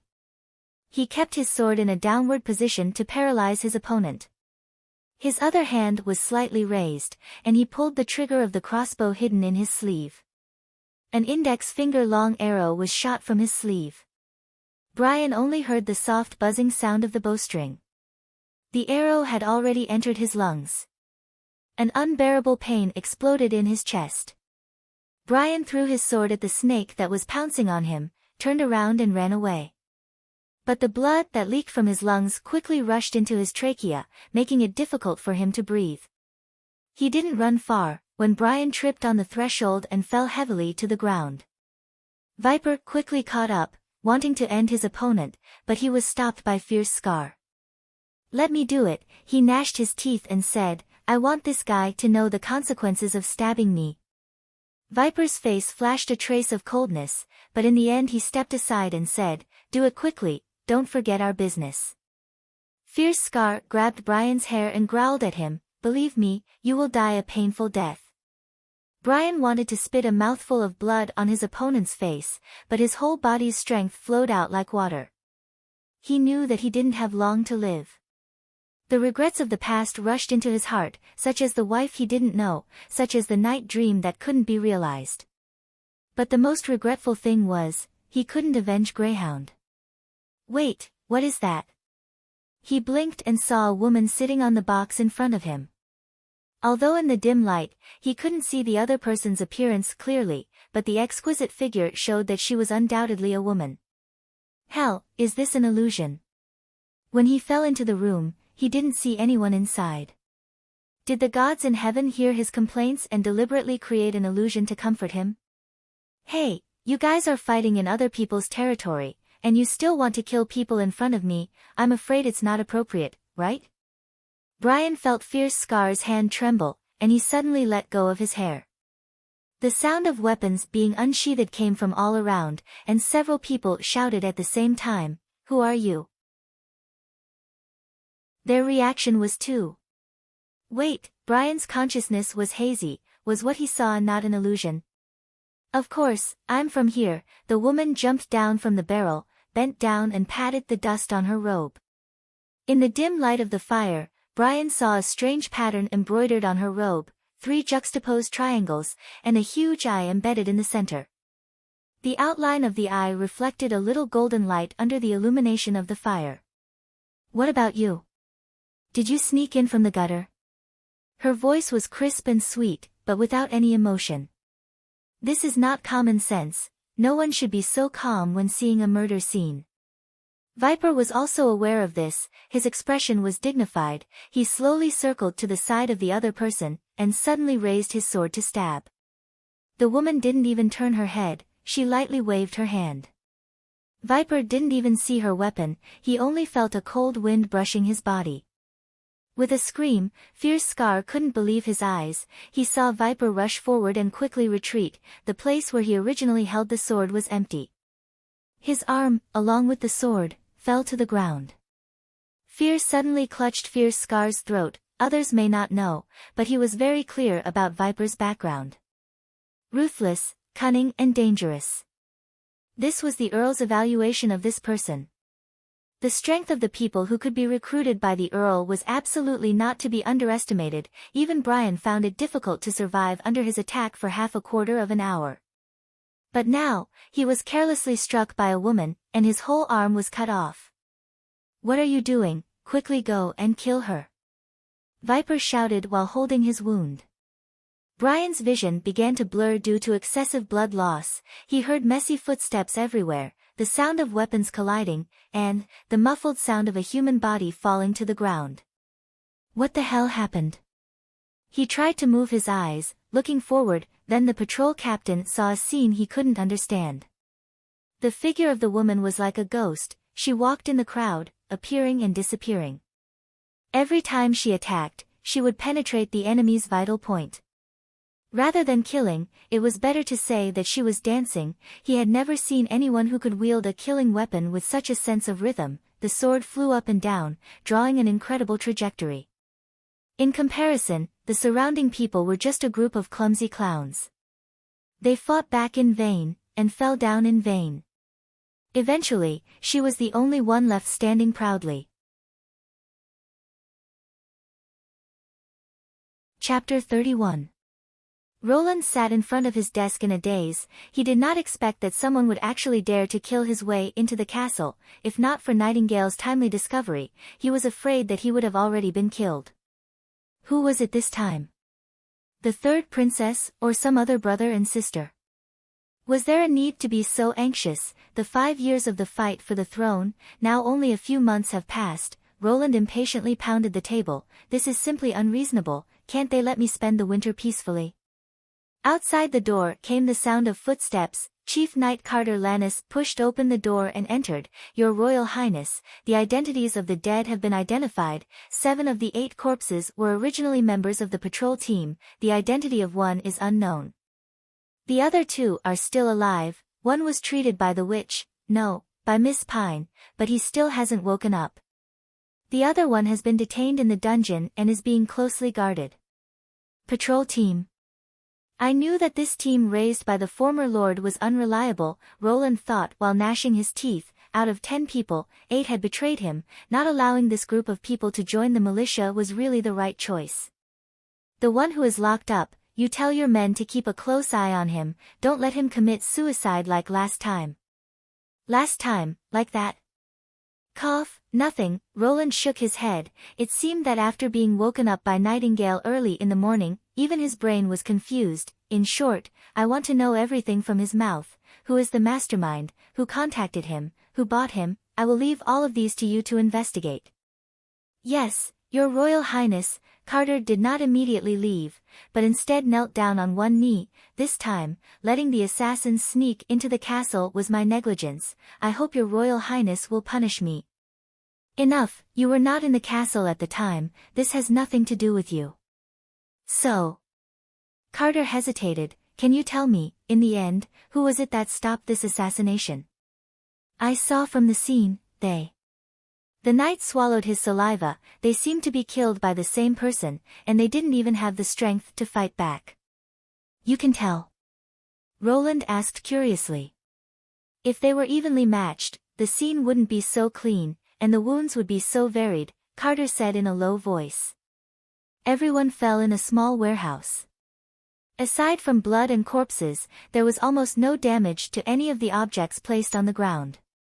The big boxes that stored the cured meat didn't even have a sword mark on them. In other words, that person did not use any cover and was wandering around in a small empty space. With all due respect, Your Highness, this is simply unbelievable. I see. Roland nodded. He understood what she meant. In theory, no matter how strong a person was, once he was surrounded, he would fall into an extremely disadvantageous situation. In actual combat, it would not be like what was shown in the movies, where it looked like an encirclement, but people would still fall one by one. An attack from a blind spot would be especially fatal. Therefore, in a one versus many situation, the correct strategy was to rely on the terrain and environment, allowing oneself to face the enemy head-on. However, Nightingale was no ordinary person. No matter what, go do what you have to do first. This person can't show up for the time being, but when the time is right, I will tell you. Although the chief knight was loyal and reliable to himself, and also knew that Anna and Nana were witches, Roland still chose to conceal the existence of Nightingale. Because she was different from the other two witches, she did not belong to his side, and the reason she stayed in Border Town was only for Anna. Behind her was the Witch Cooperation Association, and sooner or later, she would leave this place. Carter left with a disappointed look on his face. Roland could understand his thoughts. As a swordsman, he constantly practiced and accumulated swordsmanship for hundreds of years, and took it as the truth. But when he saw an incomprehensible scene, he was bound to doubt himself. If swordsmanship could be so exquisite, then what was the point of being so proud of? I thought you would call me out. Nightingale appeared. She was still sitting at the corner of the desk, and said with her legs crossed. I thought so too. Why don't you just settle down here, and work as my secret guard?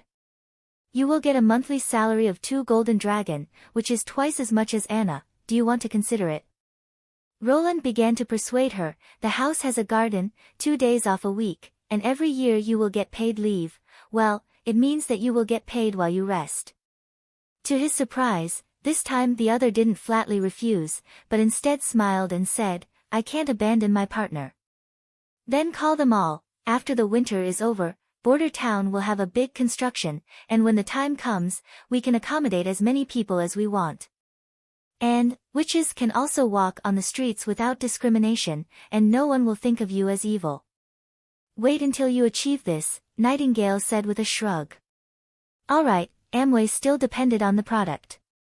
This kind of thing could only be done slowly. Roland changed the subject. Has Nana been safely sent back? She was really scared. The prince sighed. He was woken up by Nightingale in the middle of the night, and after seeing the scene, he almost vomited. She briefly explained what had happened, and Roland ordered her to secretly bring Nana out. The little girl, who usually only treated chickens, saw a living person covered in blood, and immediately fainted. In short, after a lot of chaos, she was able to heal the patrol captain with a face full of tears. In order not to let his family know, Nightingale was also responsible for taking her back. When everything was finished, it was almost dawn. What do you think of this matter? Can you guess which of my good brothers or sisters did it? Nightingale shook her head. They are all patrol members. The only exception is that they didn't carry any evidence related to their identity. If it was a bribe, anyone can do it, but I think this matter may have nothing to do with your brother and sister. Why? Because it was too careless. It was an operation with many people, but there was internal strife in the team. After the failure, they didn't immediately commit suicide, and at least 2 people were left alive. And at that time, their performance was unprofessional, just like a street thug. This is not like the style of your brother and sister, but more like a layman's plan. I think even if I wasn't there, this assassination had no possibility of success. Don't forget that Anna is sleeping downstairs. Nightingale picked up Roland's cup, took a sip without a care, and then said, "Anyway, your knight has gone to the dungeon to ask for a confession, and I bet he will soon know the truth. Compared to your sister's chess piece, that guy is much inferior. He was kneeling and begging me not to kill him." The seriously injured patrol captain. I seem to have seen him. Really? Nightingale tilted her head. I think you should thank him. If he hadn't entangled the other guys, I wouldn't have found out so quickly that there were rats in the basement. Although I don't know why he did it, the enemy of our enemy is our friend, right? That's right, Roland thought, but the point is not whether he is a friend or an enemy, but what Nightingale said. Chapter 32. When Brian woke up, the first thing that came into his eyes was the gray ceiling. The sunlight shining through the window was somewhat dazzling. He slightly closed his eyes, and then opened them again. The scene in front of him was still the same. It's not a dream, he thought, I am still alive. He tried to move his body, but found that he could only shake his fingers. His whole body seemed to be drained of strength. Then he heard someone shout. He woke up. Go and inform His Royal Highness. His Royal Highness? Brian felt that his brain was stuffed with paste. His thinking was much slower than usual. That's right, how did he faint? It seemed that he was stabbed in the chest by a poisonous snake, and was soon going to die. At the last moment, a ghostly woman suddenly appeared, and in an incredible way defeated all the enemies. Soon a maid reached out and lifted him up, sitting on the bed. Another person brought a basin of water and helped him wash his face. Brian had obviously never experienced such thorough and personal service. In addition, he was surrounded by young maids, which made him feel somewhat at a loss. Fortunately, this awkwardness did not last long. When the fourth prince entered the room, everyone bowed down. Brian felt a surge of heat in his heart. He had too many questions to ask, but he did not know what to say first. Roland nodded and said, I already know about your deeds, Brian. You are a well-deserved hero. As soon as the word hero came out, Brian suddenly felt his eyes sour, and his voice choked. No. Your Royal Highness, my friend is the real. Roland patted his shoulder to comfort him. Just as Nightingale had predicted, after Fierce Scar was dragged to the torture chamber, he didn't even wait for the warden to make a move. Fierce Scar spilled everything he knew. The mastermind behind this team was not his royal brother or sister, but the Elk family of Longsong Stronghold. The Earl of Elk family contacted Hill Med, a distant relative, who was also Fierce Scar, and controlled most of the patrol team through temptation and division. In addition, he also sent a substitute to the team as insurance, in case of accidents during the operation. The purpose of this group of people was not to assassinate him, but to burn the pure grain, so that he would obediently go back to the stronghold. This conspiracy caused the death of an innocent person, Greyhound. He tried to stop Fierce Scar and his gang from committing a crime, but was stabbed to death by a patrol member with a dagger. The whereabouts of Viper's replacement team member were unknown. He probably discovered that the castle was not on fire in the morning, and Fierce Scar did not come back on time. After realizing that his plan had been exposed, he directly fled. When Brian finally calmed down, Roland said, Your friend Greyhound, he will receive a proper funeral. His family will also be properly settled, and he will no longer have to worry about food in the future. Thank you, Your Highness. Brian took a deep breath. May I ask Fierce Scar, is he also dead? He's still alive. The patrol leader closed his eyes in agony. He would rather not be rescued than drag the other party to hell with him. But in this way, this hope had become slim. There was no doubt that Fierce Scar was guilty, but the crimes committed by nobles could be redeemed with money. As long as his uncle was willing to protect him, there was a great possibility that Fierce Scar would not die. Even, he would not be sent to prison. Roland could naturally guess his thoughts. Hills Med, who you call Fierce Scar, is a member of the Longsong Stronghold's elk family. The head of the family is called Lochen Med, an earl of the Duke Ryan, and is also his distant uncle. Here he paused a little, but this will not affect the final verdict. Fierce Scar has been sentenced to death by hanging, which will be carried out in 3 days. If your body can recover, you may wish to see it. Brian suddenly opened his eyes wide. But your highness, the nobles can use the golden dragon to atone for their crimes, you will not off. Roland waved his hand, motioning him to calm down. Nobles? Perhaps for you, he was born in the elk family, and his status is different from yours. But in fact, he has neither a title nor a fief, and simply cannot be regarded as a noble. Second, even if he is a noble, he invaded the prince's summer palace, tried to burn the stored food, and disregarded the lives of more than 2,000 people in Border Town. These 3 evils add up to an unforgivable crime. If Tyr's death was something that Roland still hesitated about, then Fierce Scar's death was completely unforgivable. If Fierce Scar had succeeded, then his foundation in Border Town would have been destroyed, and he would never have the opportunity to rise again. This was much more abominable than a direct assassination. As for whether this reaction would anger Longsong Stronghold, who cared? Since the other side was not willing to do business with him, and chose to ruthlessly trap Border Town, of course, he could not back down. This incident also gave Roland a warning: this world's political struggles were not like the ones he was familiar with in the past. Most of them were concentrated under the table, but more inclined to the method of flipping the table, which was much more primitive and much more bloody.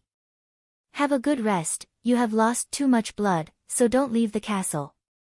I have already arranged for other people to carry out the work of the patrol team, and when the months of the demons is over, I will hold a ceremony for you. Your Highness, hearing the last sentence, Brian could not believe it and looked at the prince. You mean, yes, you will be my knight, Mr. Brian, Roland replied with a smile. Ready, stab. Van clenched his teeth and thrust the long wooden pole in his hand, using the same strength as the last time, and at the same angle. This was the 100th time he had thrust. His arm felt sore and numb, and Van felt that he could not hold on any longer. Although he had already thought so on the 50th time, after a week of training, he still obeyed the order. To be honest, even he himself was surprised that he could hold on until now. Everyone, rest. After Iron Axe shouted the order, there was a sudden sigh of relief. Van was also relieved, put down the spear, and sat straight on the ground. Now, he finally understood that the militia he was in was not responsible for running errands for the guards or the knight. After a week of strange training, their exercises gradually became decent. For example, now, standing on the city wall, they stabbed and retracted their spears according to the command of the hunters. Although these spears were replaced by wooden poles, Van could quickly think of the role he had to play. Chapter 33. Stand up, His Highness the Fourth Prince is coming. Iron Axe clapped his hands and shouted before they had even rested for a quarter of an hour. Vanner quickly returned to his position. The previous special training had given him a conditioned reflex to obey orders.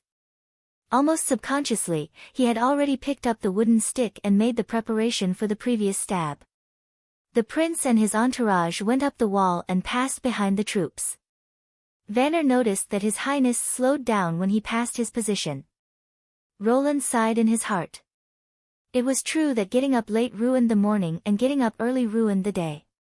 He had just finished dealing with the aftermath of the night attack on the castle, and now he had to come to review the results of the militia's recent training. Poor me, I didn't sleep all night, and now I'm sleepy. But I have to come. Now the militia has entered the stage of pre-battle training. As the Supreme Commander, if I don't show up for a long time, my sense of existence will decline, and the people will become unstable. What should I say during the review? Roland thought for a moment. Good morning, comrades, you've worked hard. If no one answered the second half, it would be very embarrassing to shout out this slogan. It would be better to find someone to talk about daily life, to show that I am polite to the wise, and to increase my reputation. With that in mind, he patted a rather sturdy-looking young man on the shoulder. You've worked hard, are you tired? Have you had a good meal? According to the experience from watching the news, the other side's reaction should be to excitedly answer, I'm not tired, very good. As a result, he was so excited that he turned around and directly knelt down on one knee, which scared Roland. Vanner felt that he was blessed by God.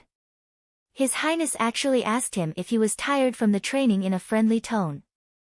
Usually, not to mention the royal family, even the ordinary nobles were unwilling to say a word to them.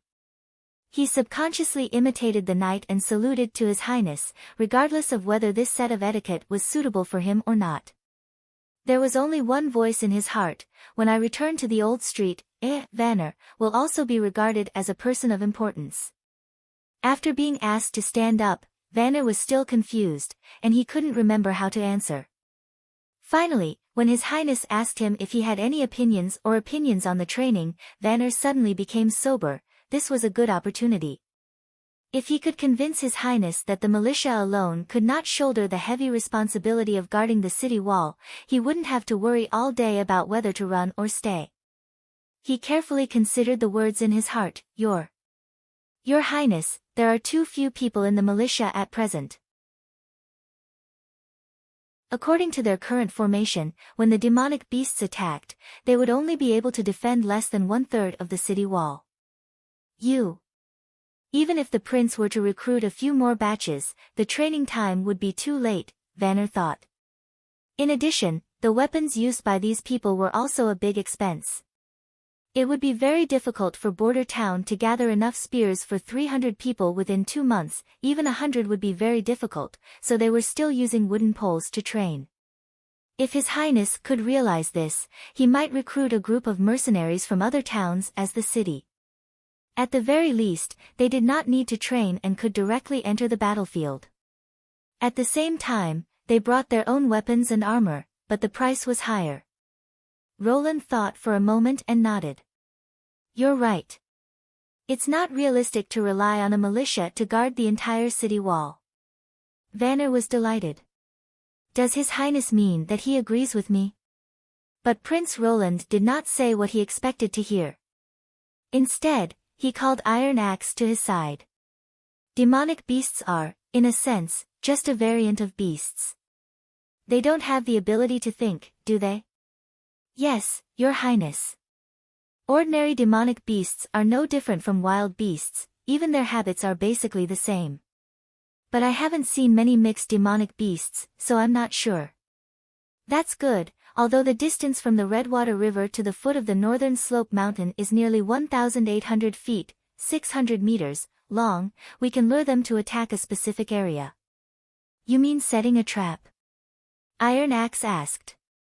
It's a trap, but it's not the kind hunters usually use. Ordinary traps relied on hiding themselves to catch their prey, but I intended to do the opposite. I would set up pocket roadblocks far away from the city walls, such as fences, slopes, and ditches, forcing these brainless demonic beasts to take a detour. The continuous obstacles will lead the prey to a specific location, and finally, they will be concentrated in the defensive area we have prepared. Roland looked at Iron Axe. As for how to lure these monsters, I think no one is better than you at it. Iron Axe thought for a moment. Leading them is not a problem. Wolves don't like to touch water, wild boars are afraid of light, and other demonic beasts have their own habits. But Your Highness, if we do this, all the demonic beasts will be concentrated in this 600 feet range. Isn't it too dangerous? If we only relied on spears and bows, it would indeed be so. Roland confidently said, but now, we have new weapons. When they left, the prince once again came behind Vanner and patted him on the shoulder. Good observation. What's your name? Vanner, Your Highness. I will propose to my chief knight to appoint you as the vice-captain of the Lancer team. Mr. Vanner, do a good job. Roland built a new bungalow in the backyard of Duan Xiaofang, which was used to make snow powder, that is, gunpowder. This 300 square meter room had only one entrance and exit, and the strictest security system was implemented. 2 knights guarded the door, and anyone who entered had to register and be searched to prevent bringing in any kindling. No fire was allowed inside, so they could only work during the day. In order to prevent Nightingale from sneaking in, the door frame was also hung with a gauze curtain. "Is this the new weapon you mentioned?" Carter, who had been summoned, picked up a little black powder with his fingers, put it in front of his nose and sniffed. "Isn't this snow powder?" Iron Axe might not know, but Carter often participated in royal ceremonies, so he naturally knew that this was the stuff in the ceremonial barrel. It was the proudest work of the alchemy workshop. The formula was a secret to outsiders, but if the prince wanted it, he would definitely get it. "It's snow powder, but not exactly," Roland said, "the alchemy workshop's latest improved product. I call it gunpowder." Gunpowder could be said to be an essential farming tool for any transmigrator. The materials came from a wide range of sources. As long as one knew the best ratio of charcoal, sulfur and saltpeter was 1:1:7. 5, it could be produced without any technical barriers. In this era, the snow powder contains 60% charcoal, 20% sulfur and saltpeter, and 20% other strange materials, such as mercury, butter, honey, etc. It burned slowly and released little gas, so it was completely unable to play the role of gunpowder. But Roland knew that the alchemists were constantly experimenting with other ratios, and in 30 years at most, a snow powder that was closer to the standard formula of gunpowder would appear. In history, it took a long time after the invention of gunpowder, before cold weapons were completely eliminated. This was because the formula and the corresponding weapon manufacturing process could not keep up.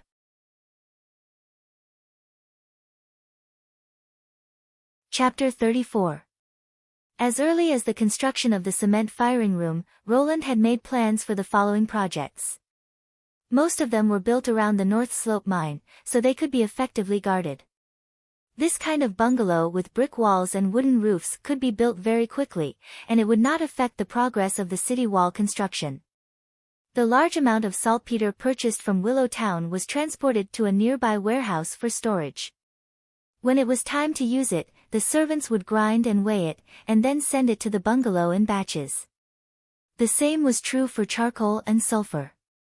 The handling and mixing of the 3 raw materials were done by different groups of people, so as to minimize the risk of leakage. Roland weighed 20 pounds of black gunpowder and slowly poured it on a piece of sheepskin. The gunpowder had been soaked, compacted, dried, hammered, sifted, and other processes. It had a uniform size of particles, and its combustion performance was excellent. In order to prevent the collision of sparks and accidents, the whole production process did not use any metal utensils, most of them were ceramic or wood products. After pouring the gunpowder, Roland folded the sheepskin layer by layer, wrapped it in 3 layers, and then tied it tightly with a rope. "Is this all right?" Carter asked.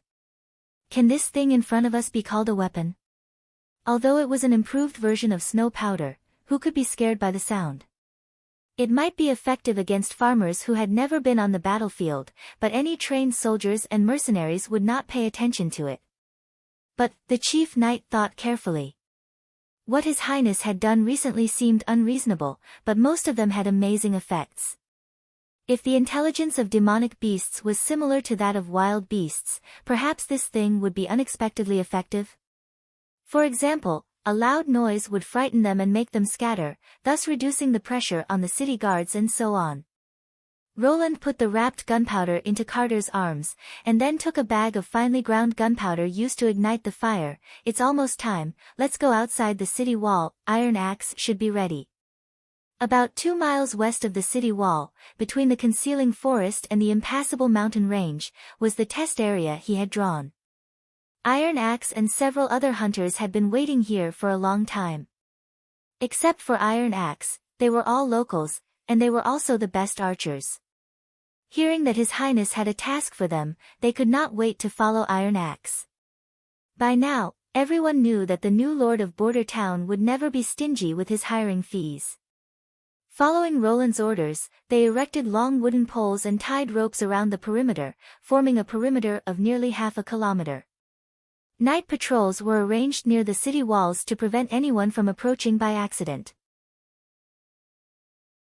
Roland walked around the perimeter to check the perimeter and nodded. "Have you brought the prey?" "Your Highness, they're all here." Iron Axe came forward, dragging a cage. Carter noticed that there were several pheasants and rabbits inside. "Very good. Put them 5, 10, 15, 30 steps away from the center. Tie one to each stake." Carter secretly shook his head and stepped forward to suggest, "Your Royal Highness, I'm afraid that the animals you chose will not be able to test the effects. They are very timid and will scatter in all directions at the slightest sound. Even if you can scare them, you might not be able to scare away the demonic beasts." "Scared away demonic beasts?" Roland was slightly startled, but then he responded, "I don't intend to scare them away, even though the sound of this thing's explosion is really amazing." He walked to the center of the circle with the chief knight, put down the gunpowder bag, and used a dagger to make a small cut, letting some of the gunpowder leak out. Then he took out a leather bag filled with gunpowder and sprinkled it from the cut, while moving backward. Today was a windless day, which was very suitable for this primitive method of detonation. After retreating nearly 100 meters, Roland put away the leather bag. "All right, let's ignite it here." He repeatedly estimated the distance, and after confirming that it was correct, he said to Carter, "Go and call all the hunters." At this moment, Roland was also a little excited. He had already done a small flashover test before, so he was not worried about the test results. What he cared about was that this would be a great moment. From today on, firearms would officially appear on the stage, and he would be written as a milestone in history as a leader. After everyone gathered, Roland ignited the gunpowder. Carter was lying on the ground, looking at the quickly disappearing sparks. His heart was quite disapproving. At such a long distance, and without putting it in a bronze barrel, it was still a question whether the sound of the snow powder explosion could reach here, but His Royal Highness actually asked everyone to lie on the ground. But since Prince Roland took the lead, he could not say anything more. The winter ground was very cold, even through the chain armor, he could feel the chill spreading. Carter moved his body, ready to turn his chest sideways, when suddenly a loud noise sounded. Because the distance was too close, the explosion and the shock wave arrived almost at the same time. He felt his ears buzzing, and the world suddenly became quiet. The tremor of the earth was fleeting.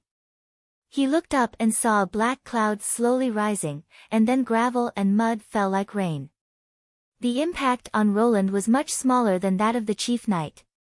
Even when setting off firecrackers, he would cover his ears, but after igniting the gunpowder, he immediately prepared to protect himself. The point of the explosion was not like in the movies, where a huge fireball would appear. The fire flashed, and a large amount of mud was lifted up by the air wave, rushing about 10 meters into the air. When the dust settled, the only thing Roland felt was, the sound was much louder than firecrackers. As for Iron Axe and the other hunters, they were already dumbstruck with fear. Among them, only Iron Axe knew that this trip was to test a new weapon, but he did not expect that the sound of the weapon would be so amazing. Perhaps only the thunder of God's wrath could compare with it. Roland stood up and led everyone back to the point of the explosion. There was a half-meter deep pit on the ground, and the rabbit closest to the center of the explosion had already disappeared, leaving only a short piece of wood on the ground. He checked the other animals one by one.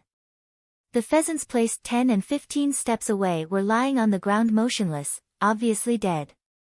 Although there were no obvious wounds, Roland knew that they had died from the shock wave of the explosion. The only survivor was the gray rabbit 30 steps, about 15 meters, away. Its thin ear wall was oozing with blood, and when it saw someone approaching it, it no longer struggled, as if the loud noise had taken away its soul. Carter swallowed his saliva, and the buzzing in his ears gradually returned to normal. At this time, he understood what His Royal Highness meant when he said that he did not intend to scare them away. Is this really an improvement of snow powder? With this result, I'm afraid that the alchemists are far superior to the astrologers.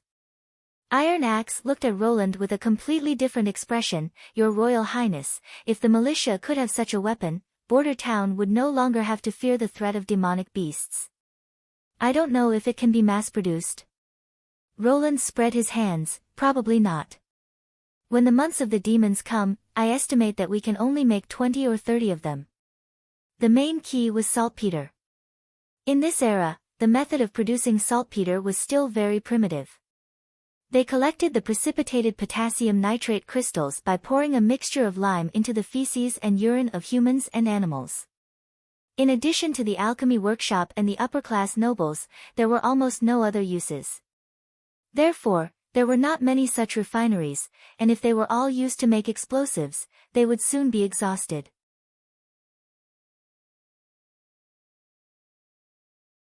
Chapter 35. Nightingale walked in the fog. From here, the world was only black and white.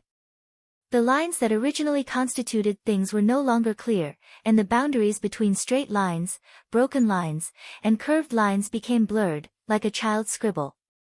This was a very difficult feeling to describe, and it took Nightingale a long time to familiarize herself with how to distinguish the boundaries. As long as she used it properly, she could not be bound by ordinary things and freely walk through the fog. The seemingly connected walls, as long as she slightly changed the angle, she could see an entrance that absolutely did not exist in the real world. In the fog, up and down, front and back were no longer fixed concepts, they would change and even overlap. For example, what she was doing now, she entered the castle under the watchful eyes of the guards, followed the unpredictable lines, step by step, through the ceiling, and arrived at Anna's room. For her, this was a completely free world. Only in the fog, Nightingale could really relax, although it was quiet and lonely, but she liked this feeling of not being threatened. Most of the time, it was black and white, but she could occasionally see other colors.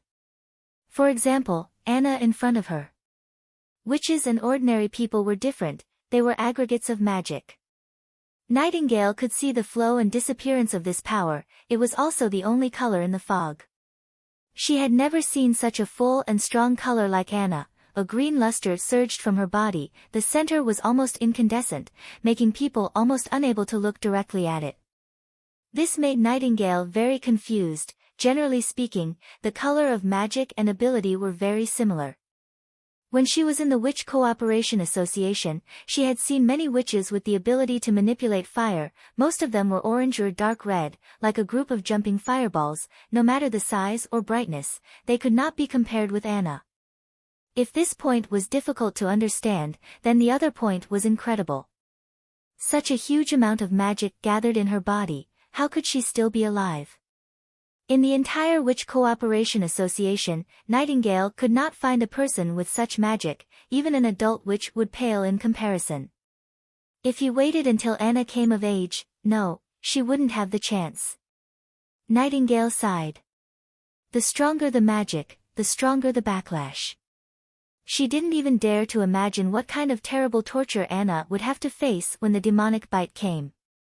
The excruciating pain of being torn apart from the inside would not cause one to lose consciousness. Until the moment one gave up resisting and accepted death, one would have to endure the pain repeatedly without interruption. She walked out of the fog and temporarily put away her gloomy thoughts. She cheered herself up and said, "Good morning, Anna." Anna was already used to his uninvited and sudden behavior. She nodded and did not answer. Instead, she continued to practice controlling the flames. Nightingale rubbed her nose and sat down beside the girl's bed. She had seen this kind of practice many times. In the beginning, Anna would accidentally set her clothes on fire. In the shed in the backyard, there was a bucket full of clothes for her to change into. Later, she was able to skillfully make the flames dance on her fingertips. Even Roland no longer urged her to practice.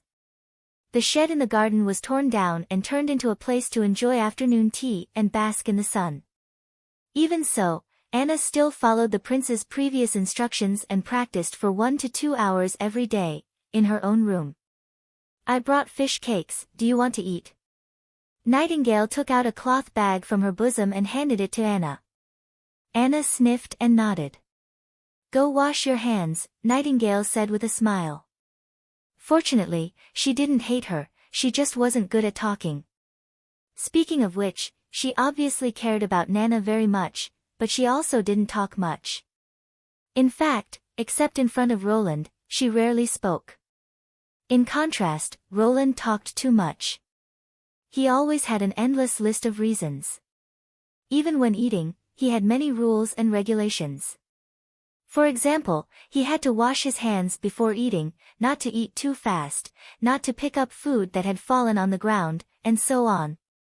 He could give a long speech about each of them. At first, she was extremely impatient, but he was the master of this place, the fourth prince of Greycastle. Since he lived and ate his food, she reluctantly listened to him. Now, she was slowly getting used to these rules.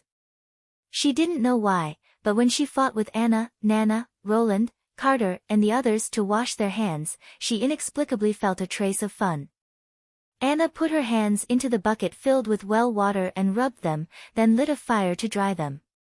She took a fish cake and returned to the table, nibbling on it. You really don't want to go back with me? Nightingale tried to find something to talk about. There are many sisters there, they will take good care of you. Here, you can only move around within the boundaries of the castle, don't you feel bored? Although there aren't many resources in the impassable mountain range, everyone is a family, gathered together for the same purpose. Your power is so strong, they will welcome you. This winter, I'm afraid you won't be able to survive. At the end of her words, Nightingale's voice became lower. Perhaps it was too late. She thought, even if she returned to the camp, with her current huge magic, it would be almost impossible to survive until adulthood. The only thing she could do was to watch her die. Before joining the Witch Cooperation Association, where did you live? Nightingale was startled, she rarely asked her questions. I used to live in a big city in the east, not far from King's City. Did you have a good time? Happy? No, it was simply a period of time that she didn't want to recall, living under someone else's roof, being despised and ridiculed. When they found out that she had become a witch, they looked after her like a cat or a dog, chained her neck and forced her to do things for them. Nightingale shook her head and softly asked, Why do you ask this? I used to live in the old district. Anna briefly recounted her experience. My father sold me to the church for 25 golden dragon, it was His Highness who took me out of the cage. Here, I am very happy. But you can't leave this castle, except for Roland Wimbledon, everyone else still hates witches. I don't care, moreover, he said that he would change all this, didn't he? That's very difficult, as long as the church doesn't fall, witches will always be evil. Anna didn't refute. The silence was somewhat long enough that Nightingale thought she would never speak again. She suddenly asked, Are you happy in the Witch Cooperation Association or here? What are you talking about? Nightingale was caught off guard. Of course it's the Witch Cooperation Association. To tell the truth, she wasn't interested in finding the Holy Mountain, but there were friends there that she couldn't give up. Was it Border Town? If she hadn't heard that there were witches in danger, she wouldn't have come here. The answer should be very obvious, but why didn't I say it at the first time? This time Anna showed a smile. Nightingale rarely saw her smile. Her eyes were like a lake reflecting the morning sun. It made people feel inexplicably at ease, even if they weren't in the fog. I heard from Roland that you were looking for the Holy Mountain in the northern mountains. If the Holy Mountain means stability and a home, I think I have found it. This was her holy mountain, Nightingale realized. Although she didn't have much life left, her soul would reach the other side earlier than most witches. At this time, outside the door came the sound of rushing footsteps. Nightingale listened carefully. It sounded like Nana's footsteps. The door was pushed open, and Nana Pine rushed in.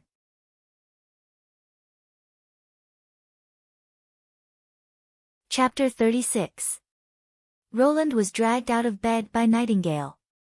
When he learned that Nana Pine's father had come to find him, he was surprised at first, but soon realized that this was a rare opportunity. If he wanted the little girl to stay and help fight against the months of demons, he had to find a reason to let the Pine family stay in Border Town for the winter. Originally, this was a very tricky matter. The fourth prince's reputation among the nobles had fallen to the bottom, coupled with the tension between them and Longsong's stronghold. It was obviously impossible for these nobles to stay in Border Town. From the beginning, Roland had never considered cooperating with the nobles. They may be good at fighting for power, but they were not suitable to fight side by side. He quickly put on his clothes, simply washed his face and rinsed his mouth, and then went to the living room. Pine, who had been brought here by the guards for a long time, was already angry. When he saw the prince, he immediately stood up and asked, "Your Highness, where is my daughter?" This was the first time that Roland had seen Nana's father. He was not tall, but he had a rough beard on his face, and he was wearing a cotton-padded jacket with big pockets and tight leather pants, which made him look more like a hunter than a noble. "She's fine, Mr. Pine. Why did your guards let her in directly, but stop me outside?" Mr. Pine interrupted in a loud voice, "I need an explanation, Your Highness. Please bring my daughter out to see me." "What kind of rhythm is this?" Roland was stunned. He imagined that the other side would know that his daughter had unfortunately fallen into a witch, and would either beg him to hide the news, or simply let him solve this problem. But he really did not expect that Pine would be so aggressive, completely disregarding the aristocratic etiquette. As for why the guards let Nana in, it was entirely because of Roland's instructions. She came to play with Anna every 2 or 3 days, so the guards were already familiar with her. After thinking for a moment, Roland called a maid and asked her to bring Nana over. No matter how rude the other side was, he was still Nana's father, so he had to first let the two of them meet and then talk. If he showed the slightest intention to give the little girl to the church or abandon her, then it wouldn't be too late to take measures. Nana came out with Anna. The moment he saw his daughter, the impatience in Pine's eyes immediately disappeared. He opened his hands and shouted to Nana, "Come to Daddy." But the little girl just hid behind Anna, showing half of her head. "Will you sell me to the church?" Cough. "What are you talking about, silly child? The church doesn't accept idiots like you. Come home with me." This reaction made Roland somewhat puzzled. According to Nightingale, when Nana was using her magic, her father saw her, and she panicked and fled to the castle to find Anna. Her father chased her all the way here with a murderous look. But now it seemed that when Sir Pine looked at his daughter, there was only concern and love in his eyes. It was completely unlike the hatred that ordinary people had for witches. Did he make a mistake? Roland hesitated for a moment, then decided to open up about the matter. "Mr. Pine, your daughter is a witch, I think you already know." "What are you talking about, Your Highness? I don't understand." Sir Pine stamped his feet and stepped forward to grab Nana's hand, but Anna blocked his way. "Father, I have become a witch." "I'm sorry," Nana whispered. Sir Pine finally became anxious. "Don't talk nonsense." "What witch? It was Carr who taught you." "If I had known earlier, I wouldn't have let you go to the academy. The church's words are all bullshit." Hearing this, Roland suddenly understood something.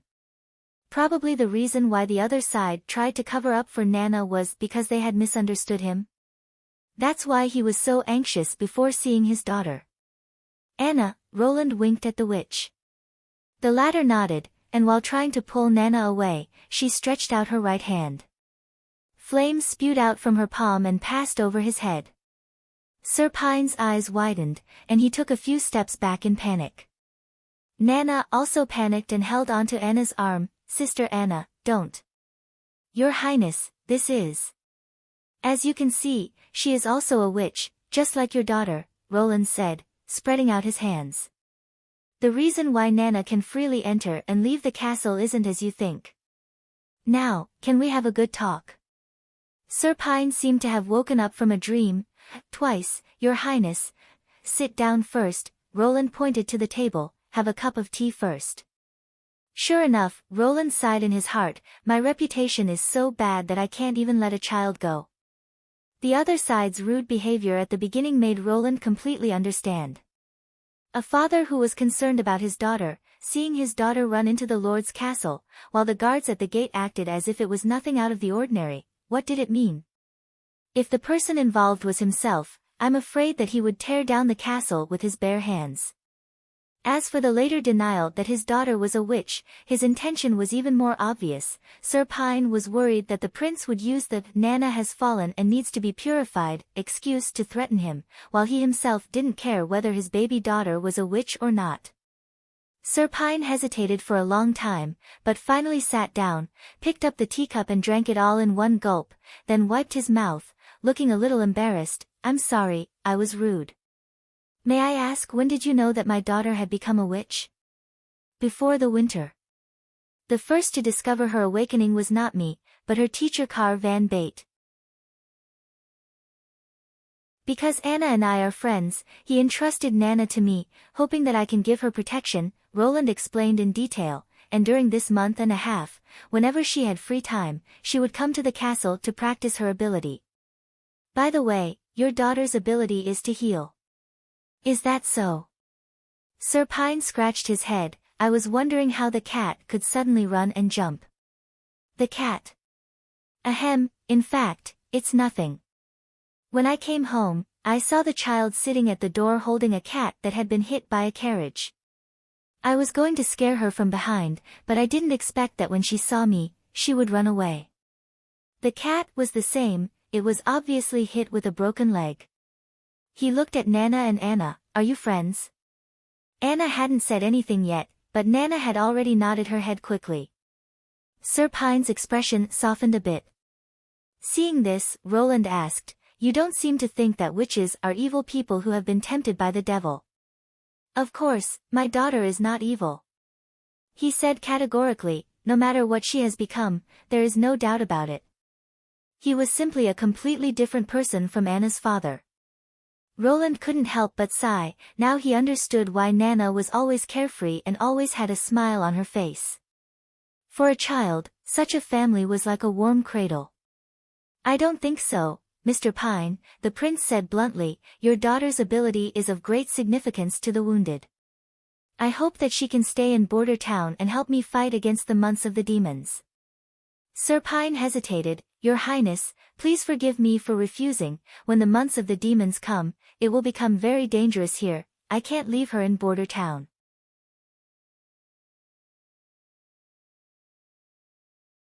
Chapter 37. Danger is relative, Mr. Pine, and danger also means opportunity. Prince Roland read the relevant information collected by his assistant minister. I heard that you inherited your father's title. He was a knight, and later, because of his meritorious service in battle, he was awarded the title of Baron and a fief. Exactly, Pine said, nodding. That battle was a battle of honor for the innocent, and it was also during the months of the demons. A small number of demonic beasts accidentally crossed the defensive line of Longsong stronghold through the Redwater River and entered the hinterland of the Western Territory. At that time, your father was patrolling the area, and when he encountered the remaining demonic beasts, he did not choose to avoid them like most people, and instead informed the reinforcements to encircle them. Because behind him was an undefended town, although that town had nothing to do with him, Roland said, while paying attention to Pine's expression, you should know better than me what happened next. Your father gathered the town's militia, and with his own attendants, he fought against the demonic beasts and won. Yes, he said with a somewhat excited tone, obviously full of yearning for this family history. One of them was a huge monster, like a deer and a cow, or perhaps it was a mixture of both. Its legs were thicker than my father's torso, and when it ran, the ground trembled. If it were me, I really wouldn't know how to defeat such a monster. But he did it. My father stood near a shallow ditch, luring the enraged beast to him. Taking advantage of the moment when it accelerated, he lay down in the shallow ditch, propped up his broadsword, and placed the hilt on a stone at the bottom of the ditch. That seemingly invincible fool directly hit the tip of the sword, and its whole belly was cut open, and its intestines and black blood flowed out, almost drowning my father. My family's fireplace still has a trophy from that battle, a huge demonic beast horn. Roland took a sip of tea, and said slowly, "It was an admirable battle." He followed the knight's beliefs, compassion, and heroism. Later, Joey Cole, who was still an Earl of Longsong's stronghold at that time, was promoted to a duke by my father, Wimbledon III, 25 years ago. He also served as the protector of the southern border and had jurisdiction over the entire southern border. Unfortunately, after the backer became independent, Old Payne, who stayed east of the stronghold, became a thorn in the side of the Duke of the Stronghold.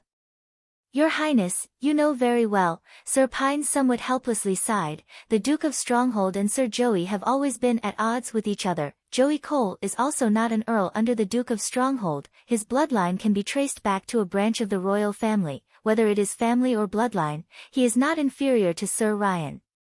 This is politics, Roland thought to himself. Wimbledon III's game of checks and balances. In order to understand this complicated relationship, he called the assistant minister to explain it to him for a whole day. The enfeoffment and jurisdiction between the nobles was extremely chaotic. In theory, the higher nobles had the right to issue orders to the lower nobles, but in practice it was much more complicated. Joey Cole and the Duke of Ryan were examples. As an earl directly enfeoffed by the king, although his territory was in the western border, his prestige and influence were no less than that of the Duke of Ryan. When Joey became the Duke of the southern border, naturally there would be new spies arranged to enter his territory. This was the usual method of the Greycastle royal family to maintain stability in power. So when you inherited this territory, trade and agricultural production are declining day by day, the family business is also declining day by day, Roland slowly said. Now, there is a new opportunity in front of you. A new opportunity. Presumably you have heard of the famine 2 years ago. The stronghold withheld the next month's food on the grounds of insufficient ore. And this year, we are facing the same dilemma. The unexpected collapse of the North Slope mine has left the people of Border Town with no way out. We must block the demonic beasts behind the newly built walls. This battle may not be smooth sailing, but as I said before, danger also means opportunity. Pine already understood the prince's meaning. He frowned and didn't immediately answer. "Speaking of which, you don't look like a normal noble," Roland smiled. "No one would go out dressed like this, and your hands are full of calluses. Mr. Pine, you haven't let go of your father's inheritance, have you? As a knight, you are good at fighting skills." Of course he hasn't let go, Roland thought, otherwise he wouldn't be running around in the concealing forest all day long. According to the information provided by Barav, during his days in Border Town, he spent at least 3 days a week in the concealing forest. Moreover, every time he went there he was fully equipped, because he couldn't afford to keep a servant, so he directly hired hunters from the town to help him.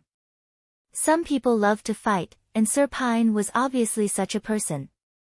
"If you are willing to stay in Border Town, I can give you an opportunity to regain your father's glory, like him, relying on his sword and courage to grasp the glory. If you have an outstanding achievement, I will give you a piece of land in the east of Border Town, a land suitable for the status of a viscount." Although this kind of situation was rare, the promise was effective. As an adult prince, legally he could confer the title of viscount, baron, and knight, but he rarely rewarded other people's subordinates. First, it was unbecoming of a noble, and second, in case the other side refused, it would be more embarrassing. But Roland didn't care about his demeanor, he only wanted Nana, the mobile medical station. As for refusing, he wasn't too worried. After Joey became the guardian of the southern border, he didn't take his father with him, which proved that the former had already given up on the Pine family. Pine finally relaxed, then. "Your Highness, can I send Nana back to Longsong's stronghold? No one has ever resisted the demonic beasts here. In case of failure, I don't want my daughter to be buried here. I told you from the beginning, Mr. Pine, the danger is relative. Have you ever thought about it? in case Nana is found to be a witch in Longsong stronghold, what will happen? That place is not like border town, the church has been rooted in the city for a long time, their believers and eyes are everywhere. Once exposed, even I can't save her. Roland paused for a moment, then added, Border town will not fall, when the months of the demons come, I will fight side by side with the people on the wall. Our opponents are just a group of mutated beasts, not invulnerable demons. Your father defeated them in an open field, and we have an impassable wall to protect us. If there is an accident, I will let Nana leave first, he paused, and Anna. I will leave a boat at the dock, I promise, they will be safe and sound. In that case. I believe in you, Your Highness. Pine Pain stood up, knelt on one knee, and gave the prince a standard knight's salute, I am willing to fight for you. When Pine and Nana left, Anna gave Roland a supercilious look.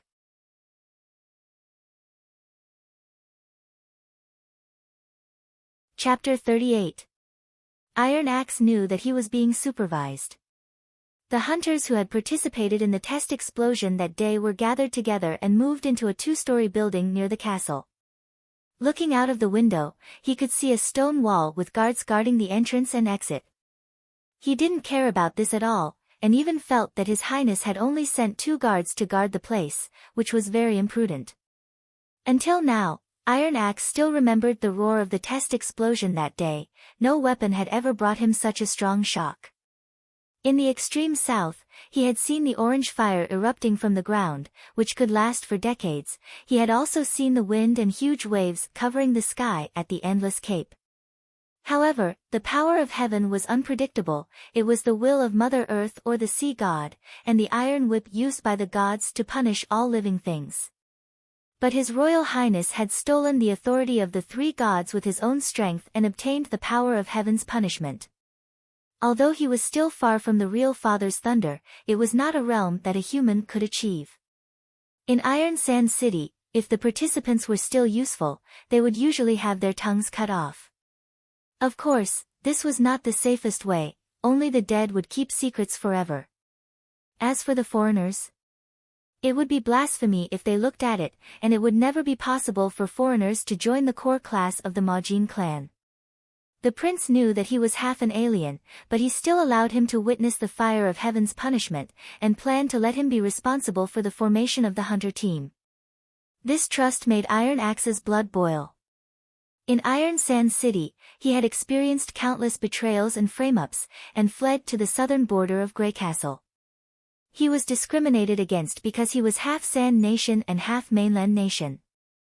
Finally, he came to Border Town disheartened, intending to rely on hunting for the rest of his life. He did not expect that he would be favored by His Highness here. He had no doubt that with this new weapon, the one to win the battle for the throne would be His Highness Roland Wimbledon. Thinking of the opportunity to serve the future king, Iron Axe was very excited. Everyone, gather downstairs. Hearing the voice, Iron Axe looked up and found that it was the chief knight of the 4th prince, Carter Lannis. He quickly tidied up his clothes, walked downstairs, and stood at attention in front of Carter. He had participated in the training of the militia, and knew that His Highness liked disciplined and uniformed troops. The other hunters were much slower. The 6 of them spent about half an hour to line up. Same old place, come with me. Carter did not seem to mind. He led the group out of the door and went straight out of the city walls. It was still the location of the previous test explosion, but this time, there was no longer a warning line. Other than Roland, there were also 4 other knights, all of them were Carter's subordinates. Iron Axe noticed that the prince was fiddling with a strangely shaped metal stick while explaining something to the knight. Seeing Iron Axe and the others, Roland came up to them and said, "How is it? Are you used to living in the new place?" "Thank you for your concern, Your Highness." Everyone bowed and said that their new residence was very comfortable. In fact, the new house was much better than the old one, Iron Axe thought. At least it wouldn't leak, and the roof wasn't made of transparent straw, but tidy tiles. "That's good," Roland nodded. The current arrangement is for safety reasons. After the end of the months of the demons, you can move back. In addition, I have already sent your first month's salary to your families, and you can also meet them every weekend. Of course, you will be accompanied by guards. Thank you for your kindness, Your Highness, the hunters said cheerfully. This really surprised Iron Axe. Not to mention the iron law of the Sand Nation, even the management of the Grey Castle army shouldn't be so lax. Is it because of His Highness's personal tolerance? Iron Axe faintly worried that if he wanted to fight for the throne, he had to be ruthless. He had seen this too often in Iron Sand City. But when Prince Roland said that he would test a new weapon based on gunpowder, Iron Axe immediately put these worries to the back of his mind. He stared at the prince without blinking as he took the two odd-shaped iron sticks in front of the crowd. This thing is called a flintlock, Roland said. Next, I'll tell you how to use it. It only took Iron Axe half an hour to completely familiarize himself with the use of the new weapon. He poured the black powder, which could attract the fire of heaven's punishment, into the barrel, stuffed a lead ball into it, and stabbed it to the end with a straight bar. Then he poured the gunpowder into the medicine pool at the back, aimed at the target, and pulled the trigger. Although he had always thought that he had a talent for killing, whether it was a sword, knife, hammer, axe, or spear, he had mastered these skills after years of training in actual combat. To master a weapon in half an hour, this speed was probably only comparable to a crossbow. The other flintlock was handed to Carter. The chief knight was also full of interest in this novel weapon, so he picked it up and didn't want to put it down. After a few rounds of simulation, Roland let the two of them test the effect with live ammunition. The target had already been prepared. A half-body plate supported by a wooden stick was set up by the other two knights at a distance of about 30 feet, about 10 meters. Iron Axe and Carter followed the prince's instructions, raised the gun, aimed, and pulled the trigger. The loud sound of the first shot startled everyone present, including Iron Axe, but soon there was only surprise left on everyone's face. A small hole appeared on the half-body plate armor that served as the target. The lead ball neatly penetrated the thickest part of the chest of the plate. Before shooting, Iron Axe had carefully observed the armor. It was obviously not a low-quality product made by a manual workshop. The hammer and anvil marks on the collar proved that this was a standard armor from the Grey Castle Blacksmith Guild. The thickest part of the front edge was about half a finger, enough to resist a crossbow at close range. To deal with this iron can, a heavy crossbow, a warhammer, or a halberd was the wisest choice. In comparison, the gun, which was also easy to operate, was at least far more powerful than the crossbow. And its loading speed was comparable to the crossbow, and its accuracy, a 30-foot target was not a problem. Your Highness, the production of this thing? Carter asked. At present, there are only these two. When the months of the demons come, we can produce at most 2 more. Seeing Carter, Iron Axe was obviously relieved. He could roughly guess what the other side was thinking. If this weapon was easy to make, it would only take a few days of simple training to train a large number of soldiers who could hold a gun and go into battle quickly. They were not limited by age, profession, or even gender. Even a weak woman could pose a great threat to the knight. Although it was not as shocking as the fire of heaven's punishment, it was still a good weapon. Iron Axe thought that the great power made it easy for him to kill some large demonic beasts with thick skin and flesh on the city wall. If he had a gun when he faced the hybrids, he might not have been so embarrassed. Roland was the only one who knew the true significance of this weapon.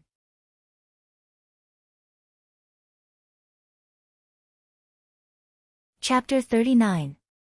Roland stood on top of the city wall, looking to the north.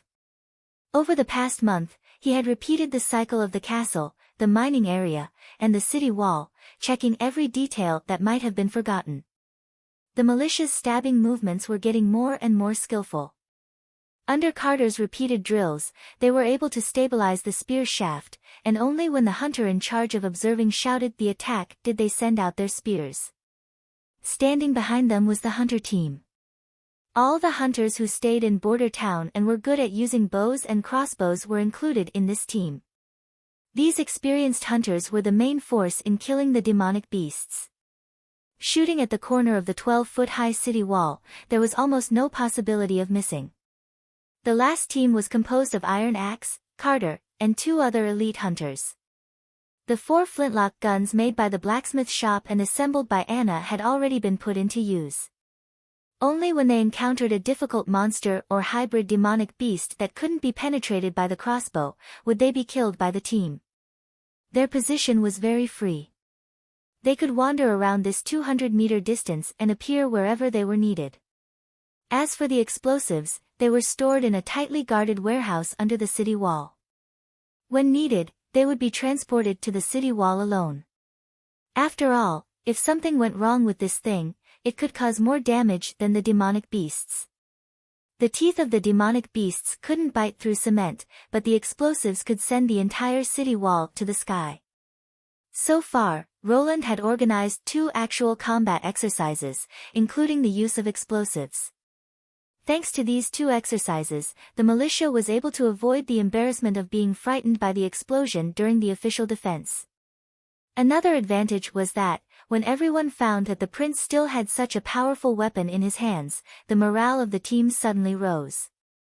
Your Highness, Barav tightened his collar, the income from the ore trade has been spent. If the months of the demons is really as long as the astrologer said, I don't think we can last until the end of the winter. Then fill up my vault, Roland said without hesitation. In addition, don't stop trading with Willow Town. The first steam engine has been transported to the mine, and the rubble from the collapse has been cleaned up. We can still get a little output for the whole winter. Especially the gemstones, there is no need to emphasize the price, sell them as soon as possible. It's always good to store more food and dried meat. Barav nodded, I will do it, Your Highness. But, seeing that the assistant minister was hesitant to speak, Roland, of course, knew what he wanted to say.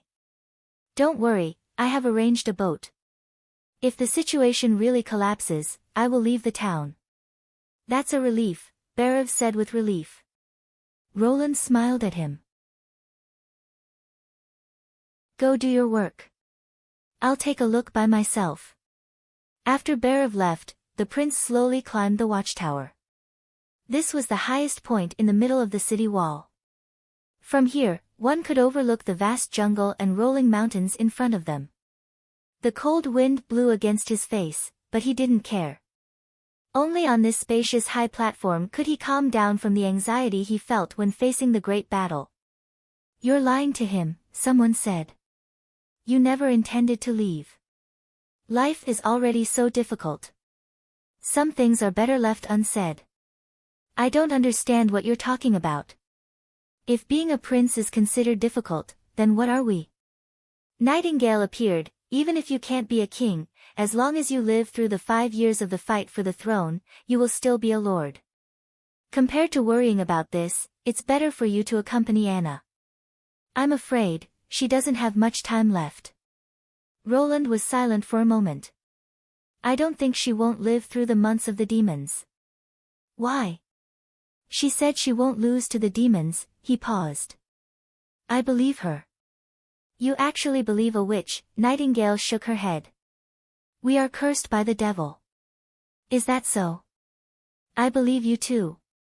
Brian, dressed in civilian clothes, stood in front of Greyhound's tombstone. He gently stroked the new stone. The pure white surface of the stone was engraved with a line of words, nameless, but forever remembered. The hero who sacrificed himself for Border Town.